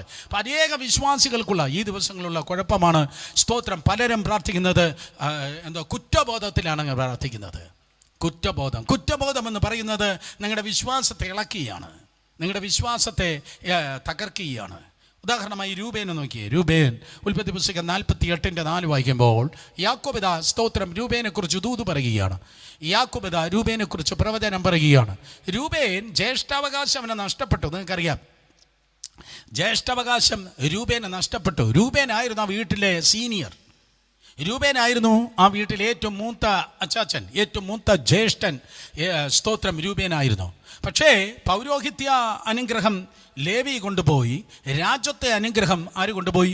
സ്തോത്രം യഹൂദ കൊണ്ടുപോയി. അതെ, ജ്യേഷ്ഠാവകാശം, ആ കുടുംബത്തെ പണിയുന്ന ജ്യേഷ്ഠാവകാശം പിന്നത്തേതിൽ സ്തോത്രം യോസെഫ് കൊണ്ടുപോയി. അവന് കൈമോശം വന്നതിൻ്റെ പ്രധാനപ്പെട്ട കാര്യം എന്ന് പറയുന്നത് സ്തോത്രം 49:4 മേ ബി. ഈ യാക്കോബിത സ്തോത്രം അതെ അവർ നോക്കി ഇങ്ങനെ ദൂത് പറയുകയാണ്, നീ വെള്ളം പോലെ തുളുമ്പുന്നവനാണ്. ഉൽപ്പത്തി 49:4 വെള്ളം പോലെ തുളുമ്പുന്നവനെ നീ ശ്രേഷ്ഠനാകയില്ല. സ്തോത്രം. ധൈര്യമില്ല, ഉത്തരവാദിത്വം ഏറ്റെടുക്കുന്നില്ല, കുടുംബം വീട് ക്രൈസിസിലൂടെ പോകുമ്പോൾ വാതുറക്കുന്നില്ല എന്ന പോലെ വെള്ളം പോലെ തുളുമ്പുന്നവനെ. പ്രാർത്ഥന കേൾക്കുന്നില്ലയോ? ദൈവനെ അംഗീകരിച്ചില്ലയോ? സ്തോത്രം. അങ്ങനെയുള്ളതായ വേവറിംഗ് മൈൻഡെങ്കിൽ നിങ്ങൾ ശ്രേഷ്ഠനാകയില്ല. ആ പ്രാർത്ഥന ദൈവം അംഗീകരിക്കയില്ല. എന്നാൽ സ്തോത്രം എല്ലാ തുളുമ്പലുകളും, എല്ലാ വേവറിങ്ങും, എല്ലാ കടൽ തിര പോലെ അസ്ഥിരമായിരിക്കുന്ന അനുഭവങ്ങൾ ഇന്ന് രാത്രി ദൈവത്തിൻ്റെ കൃപയാൽ ഹല്ലേലൂയ ഉറക്കട്ടെ. ധൈര്യത്തോടെ പ്രാർത്ഥിച്ചാട്ടെ. ലോകത്ത് ആരും നിങ്ങളെ അംഗീകരിക്കുന്നില്ലെങ്കിലും ആരംഗീകരിക്കുന്നു? ദൈവം നിങ്ങളെ അംഗീകരിക്കുന്നു. ഞാൻ നിങ്ങളോട് പറയട്ടെ, സ്തോത്രം. ലോകത്ത് ആരും നിങ്ങളെ അംഗീകരിക്കുന്നില്ലെങ്കിലും ദൈവം നിങ്ങളെ അംഗീകരിക്കുന്നു. ദൈവം നിങ്ങളെ അംഗീകരിക്കും. ഈ സ്തോത്രം, ദൈവം നിങ്ങളെ ഈ കർത്താവിനെ അംഗീകരിക്കുക എന്ന് പറയുമ്പോൾ നമ്മളിങ്ങനെ ആൾട്ടർ കോളൊക്കെ കൊടുക്കാറുണ്ട്. ആൾട്ടർ കോൾ കൊടുക്കാറുണ്ട്. ഞാൻ സ്തോത്രം വളരെ താഴ്മയോടെയാണ് പറയുന്നത്. ലക്ഷക്കണക്കിന് ജനം ആൾട്ടർ കോള് കൊടുത്ത് മുന്നിലേക്ക് വരുന്നത് ഞാൻ കണ്ടിട്ടുണ്ട് കഴിഞ്ഞ 30-ലധികം വർഷമായി. സ്തോത്രം. പല സമയത്ത് ഈ ആൾട്ടർ കോൾ എന്ന വിഷയം ഞാനിങ്ങനെ പഠിക്കുന്ന സമയത്ത് അയ്യോ, തകർന്ന് തരിപ്പണമായി രക്തമൊഴുക്കി അസ്ഥിയൊക്കെ കാണാത്ത ക്രമത്തിൽ തലയിൽ മുൾക്കിരീടമായി 3 ആണികളിൽ എൻ്റെ കർത്താവ് ഇങ്ങനെ തൊങ്ങി കിടക്കുന്ന കണ്ടപ്പം അയ്യോ, പാവം കർത്താവിനെ അങ്ങ് അംഗീകരിച്ചേക്കാം, കർത്താവിനെ അങ്ങ് അംഗീകരിച്ചേക്കാം, തകർന്ന് കിടക്കുന്ന കർത്താവ്, ആ കർത്താവിനെ അങ്ങ് അംഗീകരിച്ചേക്കാം, കർത്താവിന് അങ്ങനെ ഒരു ഉപകാരം ചെയ്തു കൊടുക്കാം എന്ന് പറഞ്ഞ് അല്ല കർത്താവിനെ അംഗീകരിക്കുന്നത്. നീ കർത്താവിനെ സ്വീകരിക്കുന്നു, ഞാൻ സമ്മതിച്ചു. പക്ഷേ ആരംഗീകരിച്ചു? കർത്താവ് നിന്നെ അംഗീകരിച്ചു. അതാണ് യഥാർത്ഥ സ്വീകാര്യത. കർത്താവ് എന്നെ സ്വീകരിച്ചു എന്ന് ഞാൻ സ്വീകരിക്കുമ്പോഴാണ് ഞാൻ രക്ഷിക്കപ്പെടുന്നത്. പോയി നിങ്ങളുടെ തലയിലൂടെ പോയി. ഒരിക്കൽ കൂടെ, കർത്താവ് എന്നെ പണ്ടേ സ്വീകരിച്ചു. ലോകസ്ഥാപനത്തിന് മുൻപേ കർത്താവ് എന്നെ സ്വീകരിച്ചു. അവൻ അടികൊള്ളുമ്പോൾ അവൻ്റെ ഹൃദയത്തിൽ ഞാനുണ്ടായിരുന്നു, നിങ്ങളുണ്ടായിരുന്നു. അവൻ മുൾക്കിരീടം അവൻ്റെ തലയിൽ അടിച്ചടക്കുമ്പോൾ ഞാനും നിങ്ങൾ അവൻ്റെ ഹൃദയത്തിൽ ഉണ്ടായിരുന്നു. പല സമയത്തും നമ്മുടെ അമ്മയുടെ ഹൃദയത്തിൽ നമ്മളില്ല, അപ്പൻ്റെ ഹൃദയത്തിൽ നമ്മളില്ല, നമ്മുടെ പാസ്റ്ററുടെ ഹൃദയത്തിൽ ലെവലേശമില്ലേ ഇല്ല. എന്നാൽ ആരുടെ ഹൃദയത്തിൽ നമ്മൾ പെർമനൻ്റ് ആയിട്ടുണ്ട്? കർത്താവിൻ്റെ ഹൃദയത്തിൽ നമ്മളുണ്ട്. അവൻ പണ്ടേ നമ്മളെ സ്വീകരിച്ചിരിക്കുക. കർത്താവിനെ സ്വീകരിച്ചു എന്ന് നാം സ്വീകരിക്കുമ്പോഴാണ് നാം രക്ഷിക്കപ്പെടുന്നത്. അതുകൊണ്ട് കർത്താവ് പണ്ടേ നിങ്ങൾ സ്വീകരിച്ചിരിക്കുകയാണ് യേശുവിൻ്റെ നാമത്തിൽ. അതുകൊണ്ട് ദൈവം നിങ്ങളുടെ പ്രാർത്ഥന കേൾക്കുന്നു. അവൻ നിങ്ങളുടെ പ്രാർത്ഥനയ്ക്ക് വേണ്ടി വെയിറ്റ് ചെയ്യുകയാണ്. മന്ത്രി നിങ്ങളുടെ അപേക്ഷയ്ക്ക് വേണ്ടി വെയിറ്റ് ചെയ്യത്തില്ല. സ്തോത്രം. അതെ, വലിയ ഉദ്യോഗസ്ഥർ നിങ്ങളുടെ അപേക്ഷയ്ക്ക് വേണ്ടി വെയിറ്റ് ചെയ്യത്തില്ല. പക്ഷേ രാജാതി രാജാവായ കർത്താവ്, അയ്യോ ഒന്ന് പറഞ്ഞെങ്കിൽ, എൻ്റെ കുഞ്ഞൊന്ന് വാതോർന്ന് പറഞ്ഞെങ്കിൽ, എൻ്റെ മകൻ ഒന്ന് പറഞ്ഞെങ്കിൽ, എൻ്റെ മകൾ ഒന്ന് പറഞ്ഞെങ്കിൽ എന്ന് പറഞ്ഞ് നിങ്ങളുടെ ശബ്ദം കേൾപ്പാൻ കർത്താവ് കാത്തിരിക്കുകയാണ്. ഹലോ, അടുത്തിരിക്കുന്നവർ നോക്കി പറ, കർത്താവ് നിങ്ങൾക്ക് വേണ്ടി കാത്തിരിക്കുന്നു. പറഞ്ഞേ, കർത്താവ് നിങ്ങൾക്ക് വേണ്ടി കാത്തിരിക്കുന്നു. സ്തോത്രം. അങ്ങനെ ധൈര്യത്തോടെ പ്രാർത്ഥിക്കുന്നതാണ് പ്രാർത്ഥന. 4-മത്തെ മറ്റൊരു കാര്യം ഞാൻ പറയട്ടെ. സ്തോത്രം. നിങ്ങളുടെ ഉദ്ദേശശുദ്ധി. പ്രാർത്ഥനയിൽ 4-മത്തെ കാര്യം ആണ് ഉദ്ദേശശുദ്ധി. പലരുടെയും പ്രാർത്ഥനയിൽ ഉദ്ദേശശുദ്ധി നല്ലതല്ല. ഉദ്ദേശശുദ്ധിയില്ല, ശുദ്ധിയില്ലാത്ത പ്രാർത്ഥന. മോട്ടോ നല്ലതല്ല. സ്തോത്രം. അതെ, ഞാൻ വലിയവനാകണം, എനിക്ക് പേര് കിട്ടണം, എന്നെ കുറച്ചുകൂടെ സമൂഹം അംഗീകരിക്കണം, എൻ്റെ പേര് വലുതാക്കണം എന്നുള്ളതായ സ്തോത്രം സ്വാർത്ഥ താല്പര്യം, സെൽഫ് ഓറിയൻറ്റഡ് ആയിട്ടുള്ള, സെൽഫ് എക്സോൾട്ടേഷൻ ആയിട്ടുള്ള, സെൽഫ് എക്സാജറേറ്റ് ചെയ്യുന്ന, സെൽഫിനെ ഉയർത്തുന്ന, സ്വയം പ്രശംസയ്ക്കായി, സ്വയം ഉയർച്ചയ്ക്കായി, സ്വന്തം പേരിനായി, സ്വന്തം അറ്റൻഷനായി, സ്വന്തം പ്രദർശനത്തിനായിട്ടുള്ളതായ പ്രാർത്ഥനകൾ, ശുശ്രൂഷകൾ, വാചകമടികൾ. സഹോദരങ്ങളെ, ആ പഞ്ചായത്തിലെങ്ങും പരിശുദ്ധാത്മാവില്ല. പകരം നമ്മൾ പ്രാർത്ഥിക്കുന്ന നമ്മുടെ പ്രാർത്ഥന നമ്മുടെ സ്വയത്തിനല്ല, ദൈവത്തിൻ്റെ നാമത്തിൻ്റെ മഹത്വത്തിനാണ്. നമ്മൾ പ്രാർത്ഥിക്കുന്ന നമ്മുടെ പ്രാർത്ഥനകളിൽ, നമ്മുടെ ശുശ്രൂഷകളിൽ, നമ്മുടെ സ്തോത്ര പ്രസംഗങ്ങളിൽ, ബൈബിൾ സ്റ്റഡിയിൽ ദൈവത്തിൻ്റെ നാമം മഹത്വം എടുക്കാതെ സുരേഷ് ബാബുവാണ് പ്രൊജക്റ്റ് ചെയ്യുന്നതെങ്കിൽ മനസ്സിലാക്കണം, സംതിങ് റോങ്. യേശു ഉയരാത്ത ശുശ്രൂഷയുണ്ടോ അവിടെ നിന്ന് ഓടിക്കൊള്ളണം. കർത്താവ് യേശുവിൻ്റെ നാമം ഉയരാത്ത ഫേസ്ബുക്ക് ലൈവാണോ ഓടിക്കൊള്ളണം. കർത്താവിൻ്റെ യേശുവിൻ്റെ നാമം ഉയരാത്ത പാട്ടാണോ ഓടിക്കൊള്ളണം. അല്ലാതെ സ്തോത്രം. 2 തരത്തിലുള്ള പ്രാസിംഗിനുണ്ട്. എഴുതിയെടുക്കാം, പറഞ്ഞുതരാം. ക്രൈസ്റ്റ് സെൻറ്റർ കേട്ടിട്ടുണ്ട്. 2 തരത്തിലുള്ള പ്രാസിംഗിനുണ്ട്. തങ്ങളിലേക്ക് ജനത്തെ ആകർഷിക്കുന്നവരും മറ്റൊന്ന് കർത്താവിലേക്ക് ആകർഷിക്കുന്നവരും. 2 തരത്തിലുള്ള പ്രീച്ചേഴ്സാണുള്ളത്. തങ്ങളിലേക്ക് ജനത്തെ ആകർഷിക്കുന്നവർ, പാസ്റ്റർമാരും അങ്ങനെയാണല്ലോ. തങ്ങളിലേക്ക് ജനത്തെ അടുപ്പിച്ച് നിർക്കുന്നവർ, തങ്ങളിലേക്ക് ജനത്തെ അടുപ്പിക്കുന്നവർ. നോക്കിയാട്ടെ, നിങ്ങളുടെ പാസ്റ്റർ ശബ്ദം ഇങ്ങോട്ടാണ് നിങ്ങളെ ആകർഷിക്കുന്നത്. നിങ്ങളുടെ പാസ്റ്റർ ശബ്ദം കർത്താവിലേക്കാണോ നിങ്ങളെ അടുപ്പിക്കുന്നത്, അതാ തന്നിലേക്കോ തൻ്റെ സംഘടനയിലേക്കാണോ നിങ്ങളെ അടുപ്പിക്കുന്നത്? നമ്മുടെ പ്രസ്ഥാനം ചേർന്ന് നില്ല്, നമ്മളെ ഇവിടെയല്ലയോ എന്ന് പറയുന്നെങ്കിൽ സ്തോത്രം, അതിൻ്റെ പേര് ശുദ്ധ കച്ചവടമാണ്. അതൊരു ബാബേൽ ടവറാണ്, അതൊരു ബാബേൽ ഗോപുരമാണ്. നമുക്ക് പേരെടുക്കാം, വാ നമുക്ക് പേരെടുക്കാന്നേ, വാ നമ്മളെ പ്രസ്ഥാനം എന്ന് പറയുന്നത് അവൻ 2021 നിമ്രോദാണ്. സ്തോത്രം. ബാബേൽ ഗോപുരം പണിതത്. ഞാൻ ഉള്ളതുപോലെ പറയുന്ന പാർട്ടിയാണ്. അതുകൊണ്ട് വളരെ താഴ്മയോടെ പറയുകയാണ്. ഇത് ആരെയും വഴക്ക് പറയോ, ആരെ കുറ്റിവേദനിപ്പിക്കുകയോ, മറ്റുള്ള ആരെങ്കിലും താഴ്ത്തിക്കെട്ടേനോ ദൈവനെ വിളിച്ചിട്ടില്ല. അതുകൊണ്ട് മനസ്സിലാക്കണം, സ്തോത്രം, യേശുവിൻ്റെ നാമമായിരിക്കണം സകലത്തിലും മഹത്വം എടുക്കേണ്ടത്. സ്തോത്രം. അപ്പോൾ നോക്കണം, നമ്മുടെ ഉദ്ദേശശുദ്ധി വളരെ ഇമ്പോർട്ടൻ്റ് ആണ്. നമ്മുടെ ഉദ്ദേശശുദ്ധി. സ്തോത്രം. യാക്കോബിൻ്റെ ലേഖനം 4-ാം അധ്യായം 2-3 വാക്യങ്ങളിൽ ഉദ്ദേശശുദ്ധിയും പ്രാർത്ഥനയും തമ്മിലുള്ള ബന്ധത്തെക്കുറിച്ച് പറയുന്നു. നിങ്ങൾ മോഹിച്ചിട്ട് പ്രാപിക്കുന്നില്ല, നിങ്ങൾ കൊല്ലുകയും അസൂയപ്പെടുകയും ചെയ്തിട്ടും ഒന്നും സാധിക്കുന്നില്ല, നിങ്ങൾ കലഹിക്കുകയും ശണ്ടയിടുകയും ചെയ്തിട്ട് യാചിക്കാകൊണ്ട് കിട്ടുന്നില്ല. അടുത്ത വാക്യം, നിങ്ങൾ യാചിക്കുന്നു എങ്കിലും നിങ്ങളുടെ ഭോഗങ്ങളിൽ ചിലവിടേണ്ടതിന് വല്ലാതെ യാചിക്കുന്നത് കൊണ്ട് ഒന്നും ലഭിക്കുന്നില്ല. നിങ്ങളുടെ ഓൺ പ്ലഷേഴ്സിന് വേണ്ടിയാണ് നിങ്ങൾ പ്രാർത്ഥിക്കുന്നത്. പ്ലഷേഴ്സ്, ഭോഗങ്ങൾ എന്ന മലയാള പദമാണ് എഴുതിയിരിക്കുന്നത്. ഇംഗ്ലീഷിലെ പ്ലഷേഴ്സ്, നിങ്ങളുടെ സുഖത്തിന് വേണ്ടി, നിങ്ങളുടെ ഉല്ലാസത്തിന് വേണ്ടിയാണ് പലരുടെയും പ്രാർത്ഥന. സ്തോത്രം. എൻ്റെ കുട്ടി അങ്ങനെയാകണം, എൻ്റെ മോൻ ഇങ്ങനെ പോകണം എന്നൊക്കെയുള്ള നിങ്ങളുടെ ഇംഗിതം. സ്തോത്രം. 2-ാം വാക്യം നോക്കുമ്പോൾ അതെ, അതുകൊണ്ട് തന്നെ നിങ്ങളൊന്നും പ്രാപിക്കുന്നില്ല. 2-ാം വാക്യം 1-ാമത്തെ വാക്യം യാക്കോബ് എന്ന അപ്പോസ്തലൻ എഴുതിയിരിക്കുന്നു. നോക്ക്, നിങ്ങൾ മോഹിച്ചിട്ടും നിങ്ങൾ പ്രാപിക്കുന്നില്ല. യെരുശലേം ചർച്ചിൻ്റെ അധ്യക്ഷൻ വടിയെടുത്ത് പറയുകയാണ്, നിങ്ങൾ ഒത്തിരി വർഷങ്ങളായി, ഒത്തിരി കാലങ്ങളായി പ്രാർത്ഥിച്ചിട്ട് ആ പ്രാർത്ഥനയ്ക്ക് മറുപടി കിട്ടുന്നില്ലെങ്കിൽ സംതിങ് റോങ്. നിങ്ങൾ പ്രാർത്ഥിക്കുന്നുണ്ട്, പക്ഷേ ആ പ്രാർത്ഥനയ്ക്ക് മറുപടി കിട്ടുന്നില്ല. അങ്ങനെ പ്രാർത്ഥിക്കുന്ന ആരെയും എന്നെ കേൾക്കുന്നു, വർഷങ്ങൾ പ്രാർത്ഥിക്കുന്നു, മറുപടി വരുന്നില്ല. ഞാൻ ചോദിക്കട്ടെ, നിങ്ങളുടെ ഉദ്ദേശം എന്തുവാ? നിങ്ങളുടെ ഉദ്ദേശം എന്തോ? അമേരിക്കയിൽ പോകണം, അതാണോ നിങ്ങളുടെ ഉദ്ദേശം? കുറച്ച് ജോർജ് കുട്ടി കിട്ടണം, അതാണോ നിങ്ങളുടെ ഉദ്ദേശം? കുറച്ചുകൂടെ പേര് വലുതാക്കണം, അതാണോ നിങ്ങളുടെ ഉദ്ദേശം? എൻ്റെ ശുശ്രൂഷ 4 പേര് കൂടെ കുറച്ച് പേര് അറിയണം, അതാണോ നിങ്ങളുടെ ഉദ്ദേശം? ശുദ്ധ പരാജയമാണ് സഹോദരങ്ങളെ ഇതല്ല. നീ ഉയരുന്നെങ്കിലോ, നിൻ്റെ പ്രസ്ഥാനത്തെ ഉയർത്തുന്നെങ്കിലോ, നിൻ്റെ സംഘടനയെ ഉയർത്തുന്നെങ്കിലോ, നിൻ്റെ സഭയെ ഉയർത്തുന്നെങ്കിലോ, യേശു അല്ലാതെ മറ്റെന്തെങ്കിലും ഉയർത്തുന്നെങ്കിൽ അതൊരു മോഹത്തിൻ്റെ പ്രാർത്ഥനയാണ്. അത് സ്വന്തം പ്ലഷേഴ്സിന് വേണ്ടിയാണ് നിങ്ങൾ പ്രാർത്ഥിക്കുന്നത്. അതിനൊന്നും ഒരിക്കലും സ്തോത്രം മറുപടിയില്ല. അതുകൊണ്ട് ബി കെയർഫുൾ. നമ്മുടെ പ്രാർത്ഥന, നമ്മുടെ പാട്ട്, നമ്മുടെ ആരാധന സകലതും എന്തിനു വേണ്ടിയായിരിക്കണം? ദൈവത്തിൻ്റെ നാമം മഹത്വമെടുക്കുവാനാണ്. ഹല്ലേലൂയ. അടുത്തിരിക്കുന്നവർ നോക്കി പറഞ്ഞ ചോദിച്ചാട്ടെ, എന്തെങ്കിലും തിരുത്താനുണ്ടോ? ചോദിക്കുക. എന്തോ പറഞ്ഞു?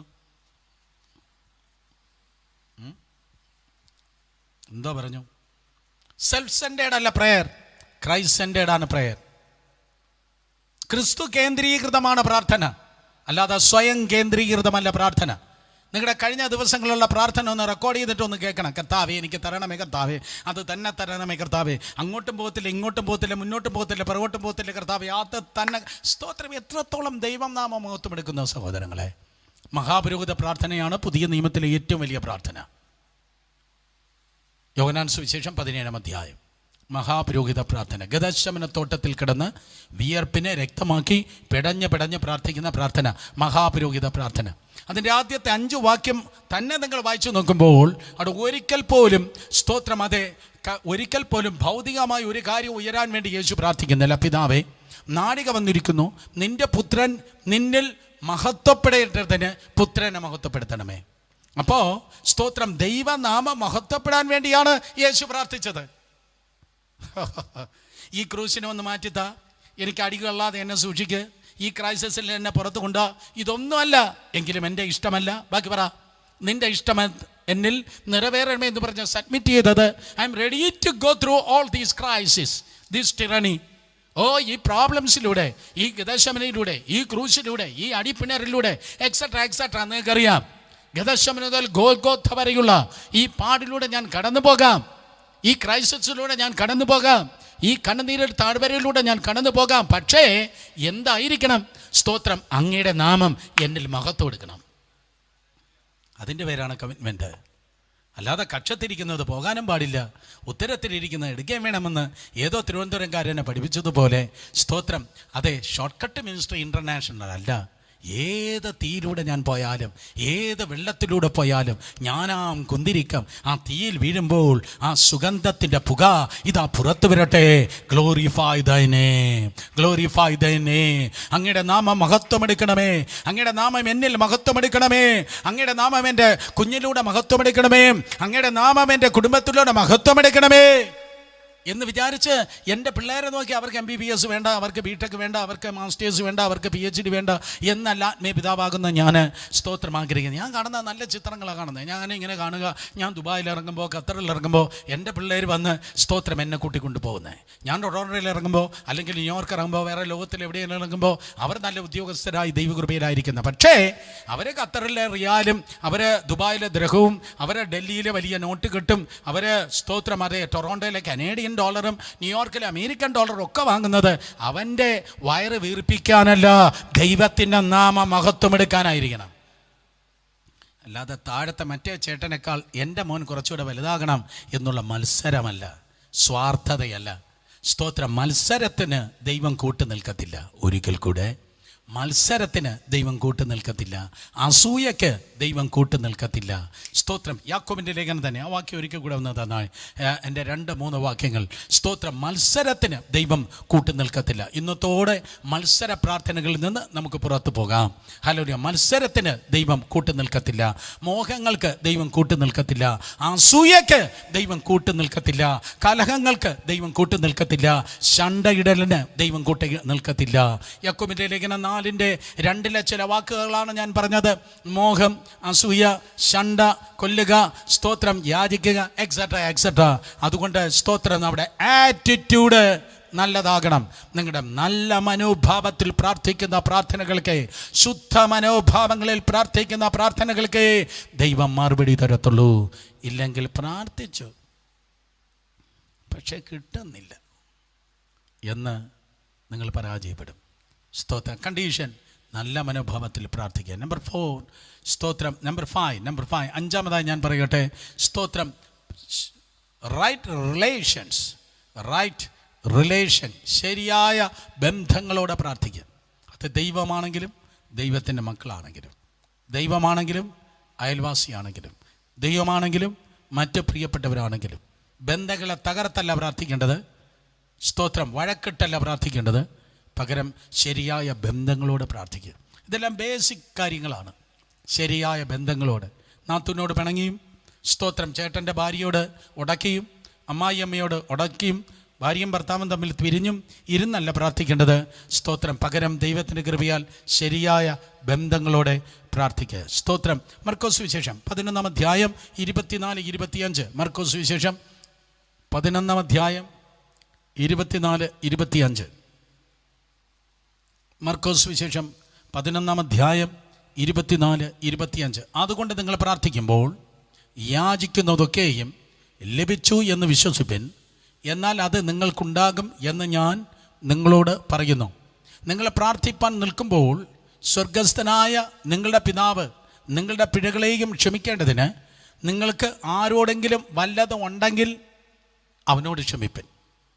അപ്പോൾ ദൈവത്തിൻ്റെ സന്നിധിയിൽ പ്രാർത്ഥിക്കുമ്പോൾ 25-ാം വാക്യം, നിങ്ങൾ പ്രാർത്ഥിപ്പാൻ നിൽക്കുമ്പോൾ സ്വർഗസ്ഥനായ നിങ്ങളുടെ പിതാവ് നിങ്ങളുടെ പിഴകളെ ക്ഷമിക്കേണ്ടതിന് നിങ്ങൾക്ക് ആരോടെങ്കിലും വല്ലതുമുണ്ടെങ്കിൽ അവനോട് ക്ഷമിപ്പിൻ. ഞാൻ മിക്കവാറും ഈ ദിവസങ്ങളെ പ്രാർത്ഥനയെക്കുറിച്ച് പറഞ്ഞപ്പോൾ എല്ലാ ദിവസവും ക്ഷമയെക്കുറിച്ച് പറഞ്ഞല്ലേ? അവരാരും വിളിക്കുന്നില്ലല്ലോ കർത്താവേ, അവരാരും കേൾക്കുന്നില്ല ഇതൊന്നും.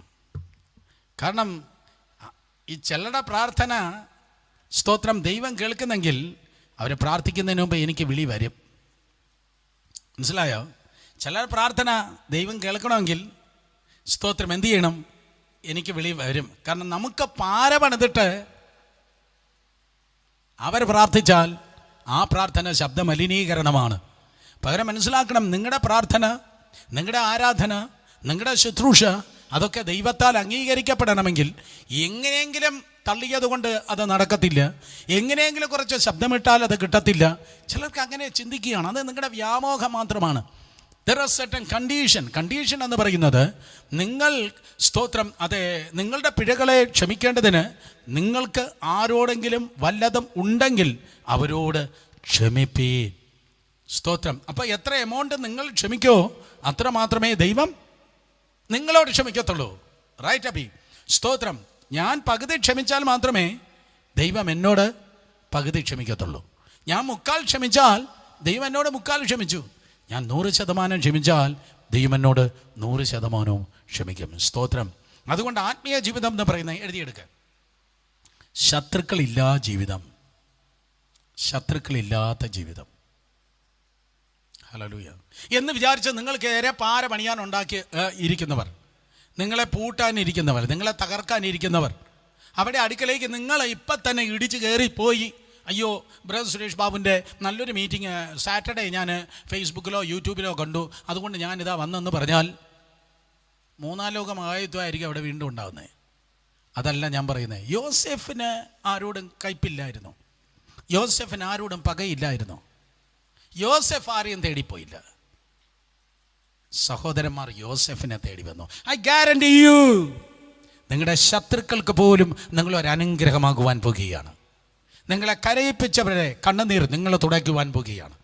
നിങ്ങൾക്ക് പാരപണിതവരുടെ ചാക്കും വയറും നിങ്ങൾ, സ്തോത്രം, ചാക്കും വയറും നിങ്ങൾ നിറയ്ക്കാൻ വേണ്ടി പോകുകയാണ്. കഴിഞ്ഞ ദിവസം ഒരു വാട്സപ്പ് മെസ്സേജ് ഞാൻ പറഞ്ഞല്ലോ, സ്തോത്രം. യോസെഫ് 7 പ്രാവശ്യം കരഞ്ഞു, യോസെഫ് 7 പ്രാവശ്യം കരഞ്ഞു.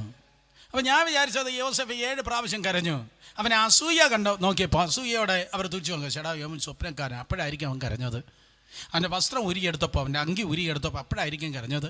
ഇല്ലെങ്കിൽ കുഴിയെ തള്ളിയിട്ടപ്പോഴായിരിക്കും കരഞ്ഞത്, അല്ലെങ്കിൽ അടിമച്ചന്തയെ നിർത്തിയപ്പോഴായിരിക്കും കരഞ്ഞത്, ഇല്ലെങ്കിൽ ജോലി പോയപ്പോഴായിരിക്കും കരഞ്ഞത്, ആ അമ്മാമ്മ അപവാദം പറഞ്ഞപ്പോഴായിരിക്കാം കരഞ്ഞത്, ഇല്ലെങ്കിൽ ആ ജയിലിലിട്ടപ്പോഴായിരിക്കാം കരഞ്ഞത്. പക്ഷേ ഈ 7 സ്ഥലത്ത് യോസേഫ് കരഞ്ഞില്ല.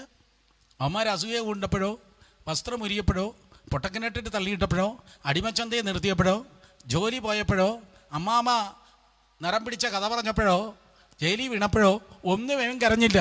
പിന്നെ എപ്പോഴാണ് കരഞ്ഞത്? സഹോദരന്മാരെ കണ്ടപ്പോൾ, പിതാവിനെ കണ്ടപ്പോൾ, അപ്പം മരിച്ചപ്പോൾ, അപ്പോഴാണ് അവൻ സ്തോത്രം കരഞ്ഞത്. അർത്ഥം സ്തോത്രം, യോസെഫിൻ്റെ ഹൃദയം കയ്പിൻ്റെ ഹൃദയമല്ല. യോസെഫിൻ്റെ ഹൃദയം കയ്പില്ലാത്ത ഹൃദയം. പാരപണിയട്ടെ, നമുക്കെതിരെ സംസാരിക്കുന്നത് സംസാരിക്കട്ടെ, നമുക്ക് നേരെ പ്രശ്നം ഉണ്ടാക്കുന്നവർ പ്രശ്നം ഉണ്ടാക്കട്ടെ, നമുക്കെതിരെ കുരുക്കിട്ട് പ്രാർത്ഥിക്കുന്നവർ കുരുക്കട്ടെ, നമുക്ക് നേരെ പ്രോബ്ലംസ് ഉണ്ടാക്കുന്നവർ ഉണ്ടാക്കട്ടെ, വിതയ്ക്കുന്നവരവരവർ കൊയ്യും എന്ന് പുസ്തകം പറയുന്നു.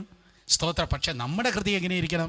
നിങ്ങളുടെ ഹൃദയം എങ്ങനെ ഇരിക്കണം? ശത്രുക്കളില്ലാ ഹൃദയം. സ്നേഹിത, നീ വന്ന കാര്യം എന്ത്? അല്ലാതെ ചതിയാ എന്നല്ല യേശു യൂദയെ വിളിച്ചത്. ഞാൻ കൂടെ പറയാറുണ്ടത്. ക്യാരക്ടർ വളരെ ഇമ്പോർട്ടൻ്റ് ആണ്. ഹല്ലേലൂയ. അതുകൊണ്ട് പ്രിയ സഹോദരങ്ങളെ, സ്തോത്രം, എത്രത്തോളം നമ്മൾ ക്ഷമിക്കുന്നോ അത്രത്തോളം മാത്രമേ ദൈവത്തിന് നമ്മെ ക്ഷമിപ്പാൻ തക്കോണം കഴിയത്തുള്ളൂ. എബ്രായലേഖനം 12-ാം അധ്യായം അതിൻ്റെ 15-ാം വാക്യം നോക്കിയേ.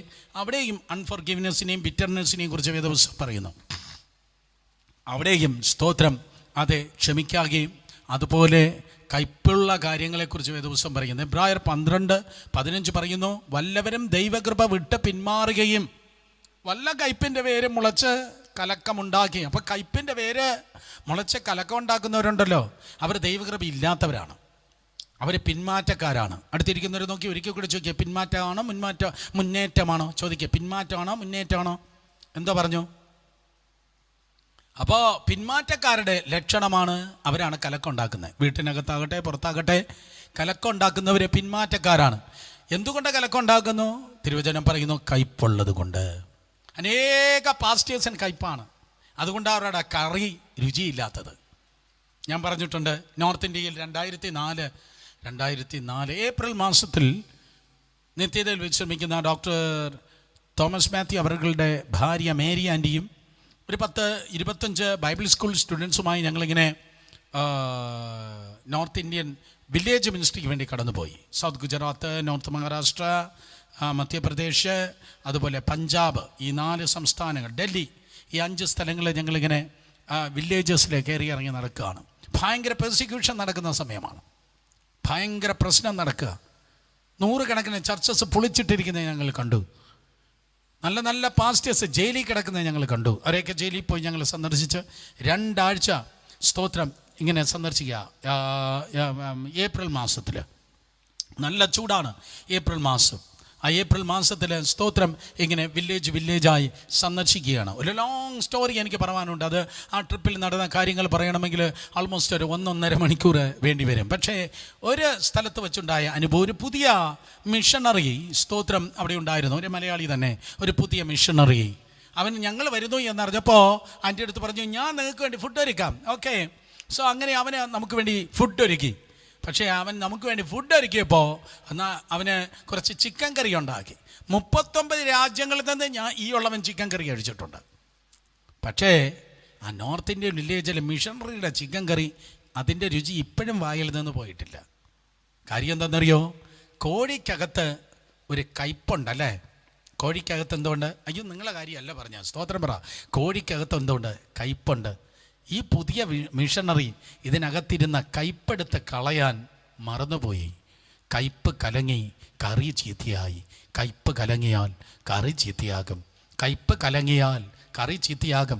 വല്ലവരോടൊക്കെ ഉള്ളതായ കയ്പ് കലങ്ങിയാൽ ശുശ്രൂഷ ചീത്തയാകും, ദൂത് ചീത്തയാകും, പ്രവചനം ചീത്തയാകും, ആത്മീയ ജീവിതം ചീത്തയാകും. അത് വല്ലവരെയല്ലേ ചീത്തയാക്കുന്നത്? കയ്പുള്ളവൻ നിന്നെ തന്നെ നീ ചീത്തയാക്കുകയാണ്. കയ്പുള്ളവന് നീ ശത്രുവാണ്. നിനക്ക് നീ തന്നെ ശത്രുവാണ്. അതുകൊണ്ട് എന്ത് ചെയ്യണം? നമ്മൾ ഇന്ന് രാത്രി യേശുവിൻ്റെ നാമത്തിൽ ആ കയ്പിൻ്റെ സഞ്ചിയെ, ആ ചിക്കൻ്റെ അകത്തുള്ള ആ കയ്പിൻ്റെ സഞ്ചിയെ, ഞാൻ നല്ലൊരു കുക്ക് അറിയില്ലേ, സ്തോത്രം, അതെ, ആ കയ്പിൻ്റെ സഞ്ചി എടുത്ത് കളയുന്നത് പോലെ യേശുവിൻ്റെ നാമത്തിൽ let all the spirit of bitterness, എല്ലാ കയ്പിൻ്റെ ആത്മാവേ, സകല ഹൃദയങ്ങളിൽ നിന്ന്, സകല ചിന്തകളിൽ നിന്ന്, സകല സ്വഭാവങ്ങളിൽ നിന്ന്, സകല മനോനിരൂപണങ്ങളിൽ നിന്ന്, സകല കയ്പുകൾ യേശുവിൻ്റെ നാമത്തിൽ വിട്ടുമാറട്ടെ. അങ്ങനെ ക്ഷമിച്ച് പ്രാർത്ഥിക്കുമ്പോഴാണ് ദൈവമായ കർത്താവ് ആ പ്രാർത്ഥന കേൾക്കുന്നത്. ഒന്ന് പത്രോസിൻ്റെ ലേഖനം 3-ാം അധ്യായം 7-ാം വാക്യം വായിക്കുമ്പോൾ എന്താ നിങ്ങൾക്ക് കാണുവാൻ കഴിയുന്നത്? 1 പത്രോസിൻ്റെ ലേഖനം 3:7 വായിക്കുമ്പോൾ, അങ്ങനെ തന്നെ ഭർത്താക്കന്മാരെ നിങ്ങളുടെ പ്രാർത്ഥനയ്ക്ക് മുടക്കം വരാതിരിക്കേണ്ടതിന് വിവേകത്തോടെ ഭാര്യമാരോടുകൂടെ വസിച്ച് സ്ത്രീജനം ബലഹീന പാത്രം എന്നും അവർ ജീവൻ്റെ കൃപയ്ക്ക് കൂട്ടവകാശികൾ എന്നും ഓർത്ത് അവർക്ക് ബഹുമാനം കൊടുപ്പൻ. അവിടെ ടോം ആൻഡ് ജെറി പോലെ തമ്മിലടിച്ചിട്ടിരുന്ന പ്രാർത്ഥിക്കാനല്ല തിരുവചനം പറയുന്നത്. എനിക്ക് ടോം ആൻഡ് ജെറി ഭയങ്കര ഇഷ്ടമാണ്. ഇന്നലെ രാത്രിയും 15 മിനിറ്റ് ഞാൻ കണ്ടു ടോം ആൻഡ് ജെറി. എന്ത് രസമെന്നറിയോ? ഏകദേശം രാത്രിയായപ്പോൾ എനിക്കൊരു സൂം മീറ്റിങ്ങിന് വേണ്ടി ഞാൻ ഇങ്ങനെ കാത്തിരിക്കുക. അപ്പോൾ സൂം വരുന്നതിന് മുമ്പ് ഞാൻ അല്പം ഒന്ന് മയങ്ങുന്നത് പോലെ എനിക്ക് തോന്നി. അതിന് മുമ്പ് എങ്ങനെയെങ്കിലും രക്ഷപ്പെടണമല്ലോ, എങ്ങനെയെങ്കിലും ഉണരണമല്ലോ. അപ്പോൾ ടോം ആൻഡ് ജെറി കണ്ടു. എന്തോ രസമാണ്, സ്തോത്രം. അപ്പോൾ ടോം ആൻഡ് ജെറി കളിച്ചിട്ടല്ല നിങ്ങൾ പ്രാർത്ഥിക്കാനിരിക്കേണ്ടത്. അങ്ങനെയായാലും നിങ്ങളുടെ പ്രാർത്ഥന മുടങ്ങിപ്പോകും, നിങ്ങളുടെ ആരാധന മുടങ്ങിപ്പോകും. സ്തോത്രം. തമ്മിൽ തല്ലിയാൽ പ്രാർത്ഥിക്കേണ്ടത്. പകരം റൈറ്റ് റിലേഷൻഷിപ്പ്, നിങ്ങളുടെ ബന്ധങ്ങളെ ശരിയാക്കിയാണ് നിങ്ങൾ പ്രാർത്ഥിക്കേണ്ടത്. എനിക്ക് ആരോടും ഒരു പിണക്കമില്ല, ഇല്ല, എനിക്കൊന്ന് തെളിയിക്കുക. എനിക്ക് ആരോടും പിണക്കമില്ല, അവരാണ് എന്നെ കണ്ടിട്ട് എങ്കിൽ സ്തോത്രം. തിയറിയിൽ നീ ജയിച്ചു, പക്ഷേ പ്രാക്ടിക്കലി പൂജ്യ. സ്തോത്രം. തിയറിയിൽ മാത്രമല്ല, പ്രാക്ടിക്കലി ജയിക്ക്. അല്ലാതെ കപടഭക്തി കളിക്കേണ്ട നേരമല്ല ഇത്. ഇത് കൊറോണ കാലമാണ്. ഇപ്പം ഗുണപ്പെട്ടില്ലേ പിന്നെ എപ്പോഴാണ് ഗുണപ്പെടുന്നത്? കർത്താവ് വരാറായി. നാളെ സഭായം നടക്കുന്നു, ഒരു പിടിയില്ല. ഞാൻ ദൂത് മുക്കാലുണ്ടാക്കി വെച്ചിട്ടാണ് വന്നേ. നാളെ ആ ദൂത് പ്രസംഗിക്കാൻ പറ്റുമെന്ന് എനിക്കൊരു പ്രതീക്ഷയില്ല. കാരണം ഏത് നേരവും യേശു വരാം. നിൻ്റെ ഹൃദയത്തിലുള്ളതായ കയ്പ് പോകട്ടെ, നിങ്ങളുടെ മനസ്സിലുള്ള കയ്പ് പോകട്ടെ. മുഖത്തെ മീശ മാറ്റാൻ യേശു പറഞ്ഞില്ല. കഴുത്തിലും കാതിലും കിടക്കുന്ന സ്വർണവും വെള്ളിയും എടുത്ത് പുറത്ത് കളയാൻ യേശു പറഞ്ഞില്ല. പക്ഷേ കർത്താവ് പറയുന്നു, ഹൃദയത്തിലെ കയ്പ് മാറ്റാൻ യേശു പറഞ്ഞു. ഹൃദയത്തിലെ കയ്പ് മാറ്റ്, ഹൃദയത്തിലെ കയ്പ് മാറ്റ്. ഹൃദയങ്ങളെ കാണുന്ന കർത്താവ് ഇന്ന് രാത്രി പലരെ ദൈവം ഉപയോഗിക്കാത്തത്, പലരും ആത്മീയമായി ഉയരാത്തത്, പലരും എസ്റ്റാബ്ലിഷ് ആക്കാത്തത്, പലരെ ദൈവകൃപയിൽ മുന്നേറാത്തത് നിങ്ങളുടെ താരിയും മാരിയും പോയത് കൊണ്ടല്ല, പകരം നിൻ്റെ ഹൃദയത്തിലിരിക്കുന്ന കയ്പ് പോകാത്തത് കൊണ്ടാണ്. നിങ്ങളുടെ ഹൃദയത്തിലിരിക്കുന്ന കയ്പ് പോകാത്തത് കൊണ്ട് പലരാത്മീയത്തിലും വളരാതെ അവർ കുറ്റിച്ചെടിയായി പോയി. പ്രാർത്ഥനയ്ക്ക് മറുപടി ഉണ്ടാകുവാൻ ശുദ്ധ മനസാക്ഷിയോടെ പ്രാർത്ഥിക്കുക. 5 കാര്യമാണ് ഞാൻ പറഞ്ഞത്. സ്തോത്രം. യേശുവിൻ്റെ നാമത്തിൽ. നമ്പർ 2, സ്തുതിയോടും സ്തോത്രത്തോടും. പിന്നെ അതെ സ്തോത്രം, അതെ ധൈര്യത്തോടെ. പിന്നെ ശുദ്ധ മനസാക്ഷിയോടെ, നല്ല ബന്ധങ്ങളോടെ ദൈവത്തിൻ്റെ സന്നിധി പ്രാർത്ഥിക്കുക. 6-ാമത്തെയും 7-ാമത്തെയും കാര്യം ബ്യൂട്ടിഫുൾ ആയിട്ടുള്ള ഒരു കാര്യമാണ്. 33-ാം സങ്കീർത്തനം 6-ാം വാക്യത്തിലാണ് 6-ാമത്തെയും 7-ാമത്തെയും കാര്യം ഒരുമിച്ച് കമ്പൈൻ ചെയ്ത് കിടക്കുന്നത്. 33-ാം സങ്കീർത്തനം 6-7 വാക്യങ്ങൾ. 33-ാം സങ്കീർത്തനം 6-7 വാക്യങ്ങൾ ഇതുവരെ കേട്ടിട്ടില്ല. നോക്ക്, സ്തോത്രം. ഇത് ബ്യൂട്ടിഫുൾ ആയിട്ടുള്ള പുതിയ നിയമത്തിലെ ശുശ്രൂഷകർ ദൈവമക്കൾ കേൾക്കേണ്ട ഒരു വാക്യമാണ്. 33-6 സ്തോത്രം. യഹോവയുടെ വചനത്താൽ ആകാശവും അവന്റെ വായിലെ ശ്വാസത്താൽ അതിലെ സകല സൈന്യവും ഉളവായി. സകലവും ദൈവം സൃഷ്ടിച്ചത്, 6-ാം വാക്യം, യഹോവയുടെ വചനത്താൽ ആകാശവും, യഹോവയുടെ വചനത്താൽ. പറഞ്ഞാട്ടെ എങ്ങനെയാണ്? യഹോവയുടെ വചനത്താൽ. 2-ാമത് അവൻ്റെ വായിലെ ശ്വാസത്താൽ. അതിലെ സകല സൈന്യം ഉളവായി. അപ്പോൾ ഫോർ ക്രിയേഷൻ 2 കാര്യങ്ങളാണ് ദൈവം ഉപയോഗിച്ചത്. ഒന്ന് വചനവും മറ്റൊന്ന് തൻ്റെ ശ്വാസവും. ആ ശ്വാസത്തിൻ്റെ ഒരു പേരാണ് റുവാ. ആ റുവ എന്ന പദത്തിൻ്റെ ഡയറക്റ്റ് മീനിങ് ആണ് സ്തോത്രം ദൈവത്തിൻ്റെ ആത്മാവ്. സോ അപ്പോൾ മനസ്സിലായല്ലോ എങ്ങനെയാണ് ദൈവം സകലതിനെ ക്രിയേറ്റ് ചെയ്തത്. ദൈവത്തിൻ്റെ വചനത്താലും ദൈവത്തിൻ്റെ ആത്മാവിനാലും ദൈവം സകലതും ക്രിയേറ്റ് ചെയ്തു. ഇതുപോലെ പ്രാർത്ഥനയിൽ എനിക്ക് 7ാമതായും പറയാനുള്ളത്, 6ാമത്തെ കണ്ടീഷൻ, നിങ്ങളുടെ പ്രാർത്ഥന ആത്മാവിൻ്റെ പ്രാർത്ഥന ആയിരിക്കട്ടെ. റുവ എന്ന് ഓൾറെഡി ഞാൻ പറഞ്ഞു, ആത്മാവിൻ്റെ പ്രാർത്ഥന തന്നെ ആയിരിക്കട്ടെ. ആത്മാവിൽ പ്രാർത്ഥിച്ചാട്ടെ. മണിക്കൂറോളം പറയാം. റോമർ 8:26 പറയുന്നു, വേണ്ട എങ്ങനെ പ്രാർത്ഥിക്കണമെന്ന് നമുക്കറിയത്തില്ല, ആത്മാവ് തന്നെ ഉച്ചരിച്ചുകൂടാത്ത ഞരക്കങ്ങളാൽ നമ്മുടെ ബലഹീനതകൾക്ക് തുണ നിൽക്കുന്നു. റോമർ 8:26 അവിടെ ബലഹീനത എന്ന് പറയുന്നു. നിങ്ങൾക്ക് എന്തെങ്കിലും പ്രയർ റിക്വസ്റ്റ് നമുക്ക് ഒരുമിച്ച് പ്രാർത്ഥിക്കാം, അയച്ചാട്ടെ. സ്തോത്രം. അതെ, റോമർ 8:26 വായിക്കുമ്പോൾ, ഹല്ലേലൂയ, റോമർ 8:26 വായിക്കുമ്പോൾ അവിടെ ആത്മീയ ബലഹീനത പ്രാർത്ഥനയിൽ സ്തോത്രമുള്ളതായി പറയുന്നു. വേണ്ടും sometimes we don't know what to pray and how to pray. എങ്ങനെ പ്രാർത്ഥിക്കണം, എന്ത് പ്രാർത്ഥിക്കണം എന്ന് നമുക്കറിയത്തില്ല. എങ്ങനെ പ്രാർത്ഥിക്കണമെന്നറിയാതെ, എന്ത് പ്രാർത്ഥിക്കണമെന്നറിയാതെ ഇരിക്കുന്നു എങ്കിൽ ആ പ്രാർത്ഥന ഹാൻഡിക്യാപ്റ്റാണ്. നിങ്ങളുടെ ആത്മീയ ജീവിതം സ്തോത്രം ഹാൻഡിക്യാപ്റ്റ്. നിങ്ങളുടെ ആത്മീയ ജീവിതം അംഗഹീനം അല്ല. നിങ്ങളുടെ ആത്മീയ ജീവിതവും നിങ്ങളുടെ പ്രാർത്ഥനയും അംഗവിഹീനമല്ല. സ്തോത്രം. പകരം എന്താണ്? അത് പൂർണ്ണതയാണ്. ആ പൂർണ്ണതയുടെ പ്രാർത്ഥനയാണ് ആത്മാവിൻ്റെ പ്രാർത്ഥന.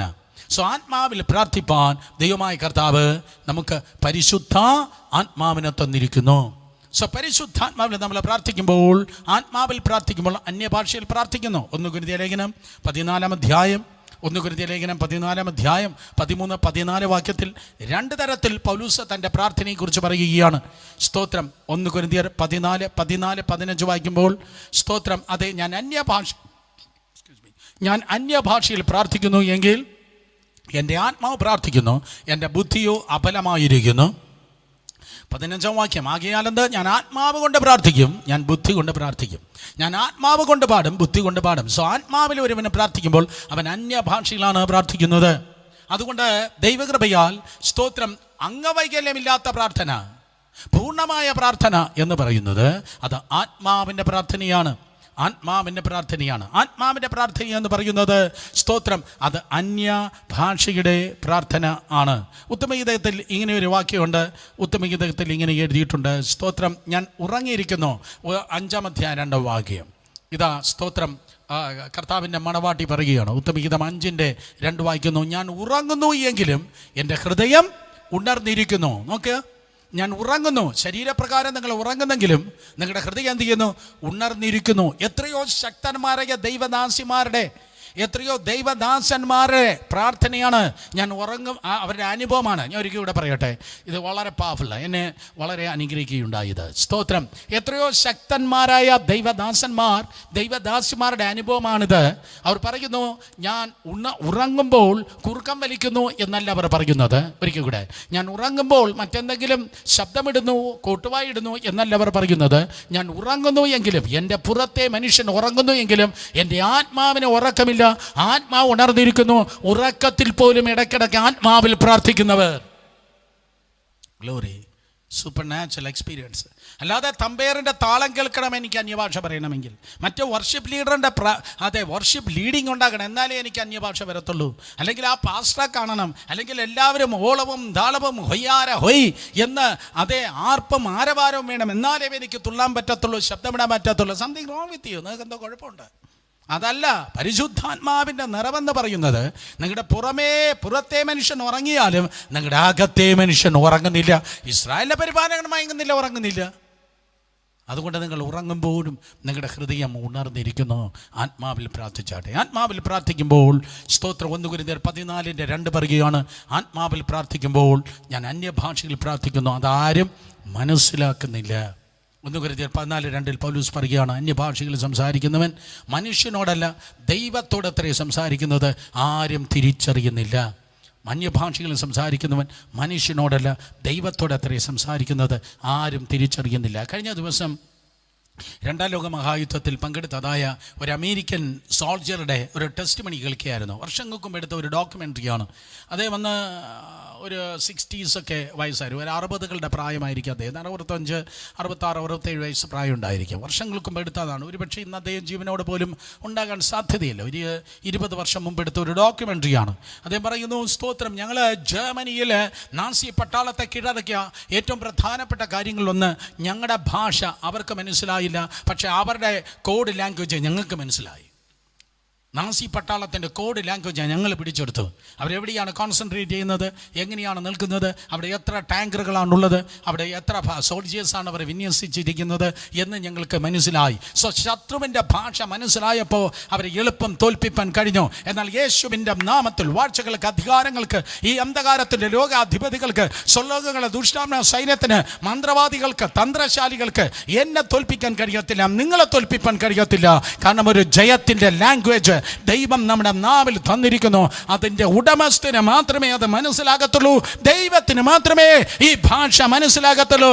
So let us pray in the Holy Spirit.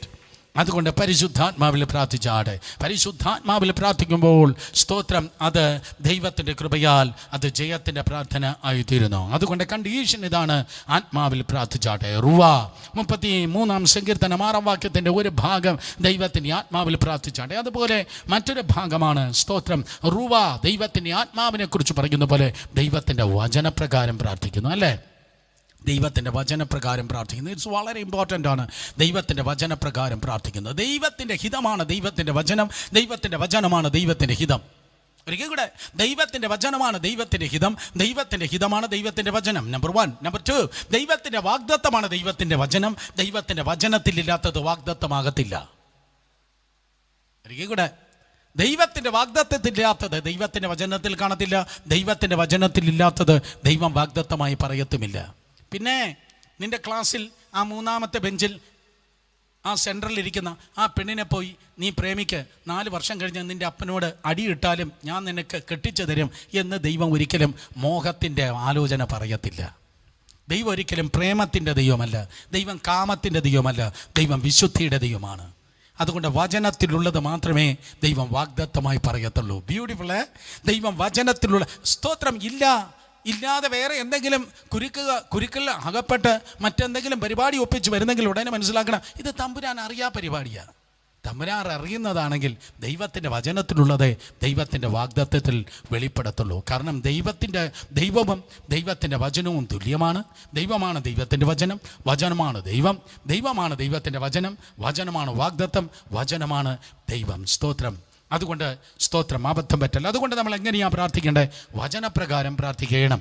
1 യോഹന്നാൻ 5-ാം അധ്യായം 14-15. 1 യോഹന്നാൻ 5-ാം അധ്യായം 14-15. 5 മിനിറ്റ് ഞാൻ കൂടുതൽ എടുക്കും. ആരും ഈ വെബ് സ്ട്രീമിൽ നിന്ന് പുറത്തു പോലെ. ഇത് സോ പവർഫുൾ. 1 യോഹന്നാൻ 5-ാം അധ്യായം 14-15. അവിടെ വേദപുസ്തകം പറയുന്നു, അവൻ്റെ ഇഷ്ടപ്രകാരം നാം എന്തെങ്കിലും അപേക്ഷിച്ചാൽ അവൻ നമ്മുടെ അപേക്ഷ കേൾക്കുന്നു എന്നുള്ളത് കൊണ്ട് നമുക്ക് അവനോടുള്ള ധൈര്യം ആകുന്നു. ഈ ശനിയാഴ്ച രാത്രി നമുക്ക് ദൈവത്തോട് ധൈര്യമുണ്ട്. എന്താ നമുക്ക് ധൈര്യം? ഞാൻ എൻ്റെ സോളിഷായിട്ടല്ല പ്രാർത്ഥിക്കുന്നത്, എൻ്റെ ഊഹാഭോഗമല്ല ഞാൻ പ്രാർത്ഥിക്കുന്നത്, എൻ്റെ ഫാൻറ്റസി എന്നല്ല ഞാൻ പ്രാർത്ഥിക്കുന്നത്, എൻ്റെ ആഗ്രഹമല്ല ഞാൻ പ്രാർത്ഥിക്കുന്നത്, ഞാൻ എന്തോ കണ്ടല്ല പ്രാർത്ഥിക്കുന്നത്, ഞാൻ എന്തോ കേട്ടല്ല പ്രാർത്ഥിക്കുന്നത്, ഞാൻ ദൈവത്തിൻ്റെ വചനം അറിഞ്ഞാണ് പ്രാർത്ഥിക്കുന്നത്. അതുകൊണ്ട് വചനപ്രകാരം പ്രാർത്ഥിക്കുമ്പോഴാണ് ദൈവം സ്തോത്രം അതിന് മറുപടി നൽകുന്നത്. ഹല്ലേലൂയ. ഒരു സഭയിൽ എന്ന് പറഞ്ഞാൽ നിയമസഭയിൽ ഒരു സ്പീക്കർ റൂളിംഗ് നൽകുന്നത് ചട്ടപ്രകാരമാണ്. ഇതുപോലെ ദൈവസഭയിൽ കർത്താവ് മറുപടി നൽകുന്നത് വചനമെന്ന ചട്ടപ്രകാരമാണ്. സഹോദരങ്ങളെ സ്തോത്രം. അതുകൊണ്ട് വചനപ്രകാരം നമുക്ക് പ്രാർത്ഥിക്കാം. 2 പത്രോസിൻ്റെ ലേഖനം 1-ാം അധ്യായം 4-ാം വാക്യത്തിൽ പത്രോസ് അപ്പോസ്തലൻ പ്രോമിസസിനെ കുറിച്ച് പറയുകയാണ്. 2 പത്രോസിൻ്റെ ലേഖനം 1-ാം അധ്യായം 4-ാം വാക്യം. ആകയാൽ നമുക്ക് വിലയേറിയതും അതിമഹത്തമായ വാഗ്ദത്തങ്ങളും നൽകിയിരിക്കുന്നു. ഇവയാൽ നിങ്ങൾ ലോകത്തിൻ്റെ മോഹത്താലുള്ള നാശം വിട്ടൊഴിഞ്ഞ്, ലോകത്തിൻ്റെ മോഹങ്ങളെ വിട്ടൊഴിഞ്ഞ് ദിവ്യ സ്വഭാവത്തിന് കൂട്ടാളികളായി തീരുവാൻ ഇടവരുന്നു. അപ്പോൾ മനസ്സിലാക്കണമേ, അവയാൽ അവൻ നമുക്ക്, യേശു കർത്താവ് നമുക്ക് വിലയേറിയതും അത് മഹത്വമായ വാഗ്ദത്തം നൽകി നിൽക്കുന്നു. അപ്പോൾ ഇൻ ക്രൈസ്റ്റിലാണ് നമുക്ക് ഈ വാഗ്ദത്തമുള്ളത്, ക്രിസ്തുവിലാണ് നമുക്ക് വാഗ്ദത്തമുള്ളത്. 2 കൊരിന്ത്യർ ലേഖനം 1-ാം അധ്യായം 20-ാം വാക്യമെന്നാണ് എനിക്ക് തോന്നുന്നത്. സ്തോത്രം. അവിടെ നിങ്ങൾ നോക്കുമ്പോഴും ക്രിസ്തുവിൽ സകല വാഗ്ദത്തങ്ങളും ഉവ്വ് ഉവ്വ് എന്ന് വേദപുസ്തകം പറയുന്നു. സ്തോത്രം. അതെ, 2 കൊരിന്ത്യർ 1:20 ദൈവത്തിൻ്റെ വാഗ്ദത്തങ്ങൾ എത്രയുണ്ടെങ്കിലും ആരിലാണ് ഉവ്വ്? പിതാവായ ദൈവം ആരിലാണ് ഉവ്വ്? മക്കളെ, അത് നിനക്കുള്ളതാ എന്ന് എങ്ങനെയാ പിതാവ് പറയും? യെസ്, ഇറ്റ്സ് ഫോർ യു എന്ന് പറയുന്ന അവനിലാണ്, ക്രിസ്തുവിലാണ് ആ വാഗ്ദത്തം നമുക്കുള്ളത്.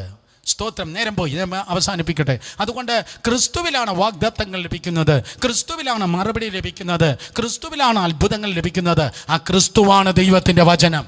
വചനമാണ് വാഗ്ദത്തം. വചനപ്രകാരം പ്രാർത്ഥിക്കുന്നവരാണ് മറുപടി. അതുകൊണ്ട് വചനത്തിൽ ഉറയ്ക്ക്. ആ വചനത്തിൽ ആശ്രയിക്കുമ്പോൾ, വചനത്തിൽ ഉറച്ചപ്പോൾ വലിയ അത്ഭുതങ്ങൾ ചിലർ സംഭവിച്ചു. ഞാൻ കൺക്ലൂഡ് ചെയ്യുകയാണ്. 2 ഉദാഹരണം പറഞ്ഞാൽ ഞാൻ കൺക്ലൂഡ് ചെയ്യുന്നു. ഒന്ന്, ദാവീദ് സ്തോത്രം, ദൈവത്തിൻ്റെ വചനത്തിൽ അവൻ ഉറച്ച് ദൈവവചനം അങ്ങനെയാകട്ടെ എന്ന് അവൻ പറയുകയാണ്. 1 ദിനവൃത്താന്തം 7-ാം അധ്യായം 23-ാം വാക്യം വായിക്കുമ്പോൾ, 1 ദിനവൃത്താന്തം സ്തോത്രം 17-ാം അധ്യായം 1 ദിനവൃത്താന്തം 17-23 പലരും, ഞാൻ ഉൾപ്പെടെയുള്ളതായ പലരും മിക്കവാറും പല കാര്യം ചെയ്യുന്ന, ദൈവവചനം നമ്മളോട് ഇടപെട്ടാൽ, വചനം കണ്ടാൽ, വചനം കേട്ടാലേ നമ്മൾ ചെയ്യത്തുള്ളൂ. വചനം കേൾക്കണം, വചനം കാണണം, വചനത്തിലൂടെ ദൈവം സംസാരിക്കണം. അപ്പോഴാണ് നമ്മൾ പലരും ചെയ്യുന്നത്. പക്ഷേ ദാവീദ് എന്ന് പറയുന്ന ഒരു പുരുഷൻ, അവൻ പഴയ നിയമത്തിൽ ജീവിച്ചിരുന്നെങ്കിലും അവൻ പുതിയ നിയമത്തിൽ പലപ്പോഴും സഞ്ചരിച്ചവനാണ്. അവൻ പഴയ നിയമത്തിൽ ജീവിച്ചെങ്കിലും അവൻ പുതിയ നിയമത്തിൽ സഞ്ചരിച്ചവനാണ്. അതാണ് ദാവീദിൻ്റെ പ്രത്യേകത. സ്തോത്രം. എന്ന് പറഞ്ഞാൽ പുതിയ നിയമത്തിൽ ഒരു ടേമുണ്ട്, എഫേസ്യർ 4:1, ആകയാൽ പ്രിയ മക്കൾ എന്നതുപോലെ കർത്താവിനെ അനുകരിപ്പിൻ. എന്താ പ്രിയ മക്കൾ? മക്കളെങ്കിൽ പറഞ്ഞാൽ കേൾക്കും, മക്കളെങ്കിൽ പറഞ്ഞാൽ കേൾക്കും. പറഞ്ഞാൽ കേൾക്കാത്തത് മക്കളല്ല, ഗുണ്ടകളാണ്.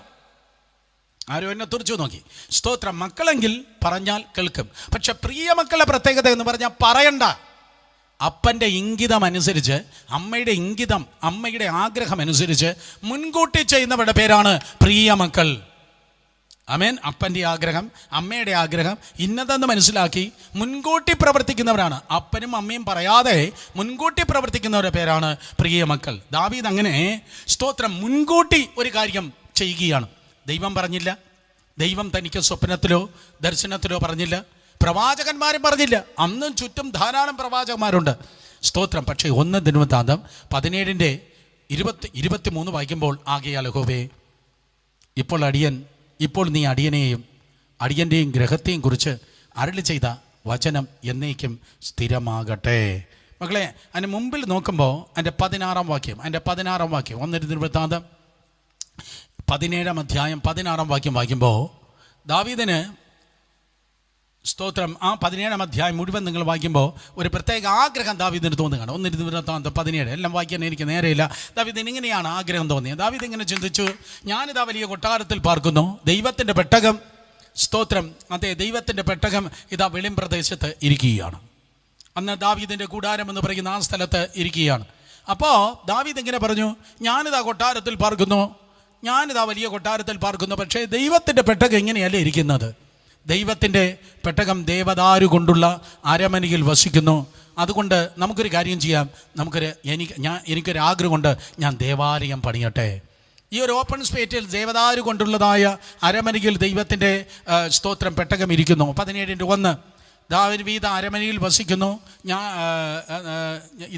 ഞാൻ ദേവദാരു കൊണ്ടുള്ള അരമനയിൽ വസിക്കുന്നു, യഹോവയുടെ നിയമപ്പെട്ടമോ തിരശ്ശീലയ്ക്ക് കീഴിയിരിക്കുന്നു. Yes, thank you. 1 ദിനവൃത്താന്തം 17:1 ഞാനിതാ ദേവദാരു കൊണ്ടുള്ള അരമനയിൽ, അരമന മീൻസ് പാലസിൽ, കൊട്ടാരത്തിൽ ഞാൻ വസിക്കുന്നു.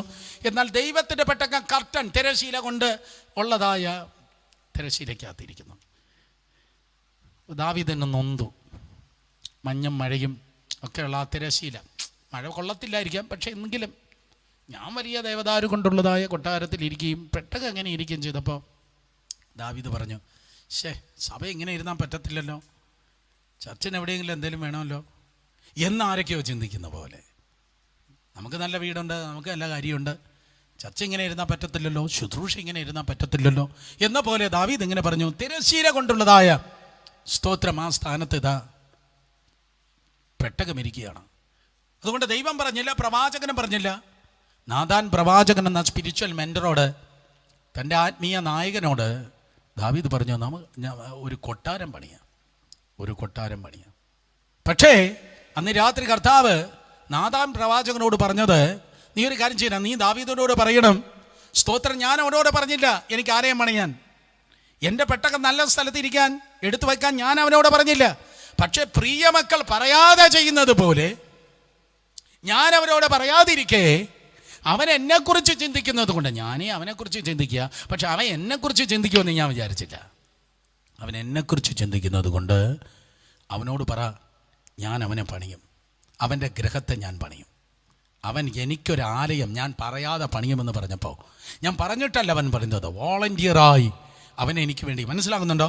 ഞാൻ പറയാതെ അവൻ വോളണ്ടിയറായി അവൻ തന്നെ ഒരാലയം പണിയുമെന്ന് പറഞ്ഞതുകൊണ്ട് ദൈവം പറയുകയാണ്, അവനോട് ചെന്ന് പറ, ഞാൻ അവൻ്റെ ഗ്രഹത്തെ പണിയും, അവൻ്റെ സന്തതി ഈ സിംഹാസനത്തിലിരിക്കും. മറ്റു പലരുടെ സിംഹാസനങ്ങൾ ശൂന്യമാകുമ്പോൾ, മറ്റു പല രാജാക്കന്മാരുടെയും രാജ്ഞകളുടെയും അടുത്ത തലമുറ ഇരിക്കാനില്ലാതെ ശൂന്യമാകുമ്പോൾ എവൻ്റെ സിംഹാസനം ശൂന്യമാകി പോകത്തില്ല. എല്ലാ തലമുറയിലും ഈ സിംഹാസനത്തിൽ ഇരിപ്പാൻ സ്തോത്രം ഒരുവനുണ്ടായിരിക്കും. സഹോദരങ്ങളെ, യേശു കർത്താവ് പോലും വന്നിരിക്കുന്നത് ആ ദൂതിൻ്റെ പിന്നിലാണ്. അവൻ വന്നിരിക്കുന്ന ദാവീദിൻ്റെ സിംഹാസനത്തിലാണ്. നിങ്ങൾ കർത്താവിൻ്റെ കാര്യം നോക്കിയാൽ കർത്താവ് നിങ്ങളുടെ കാര്യം നോക്കും. 23-ാം വാക്യമാണ് ഞാൻ പറഞ്ഞത്. നിങ്ങൾ കർത്താവിൻ്റെ കാര്യം നോക്കിയാൽ കർത്താവ് നിങ്ങളുടെ കാര്യം നോക്കും. നിങ്ങൾ കർത്താവിൻ്റെ സഭയെ പണിതാൽ കർത്താവ് നിങ്ങളെ പണിയും. നിങ്ങൾ കർത്താവിൻ്റെ ശുശ്രൂഷയെ പണിതാൽ ദൈവം നിങ്ങളെയും നിങ്ങളുടെ തലമുറകളെയും പണിയും. കമാൻ, വിശ്വസിക്കുന്നവർ 2 കരങ്ങളെ അടിച്ച് ദൈവത്തെ സ്തുതിച്ചേ. അപ്പോൾ നാഥാൻ പ്രവാചകനോട് പറയുന്നു, നീയല്ല, കർത്താവ് പറയുകയാണ്, നീയല്ല ഈ ആലയത്തെ പണിയേണ്ടത്, നിൻ്റെ മകനാണ് ഈ ആലയത്തെ പണിയേണ്ടത്. 23, 24 വാക്യങ്ങൾ പെട്ടെന്ന് 1 ദിനവൃത്താന്തം 23, 24 എല്ലാം പറയാൻ എനിക്ക് നേരമില്ല.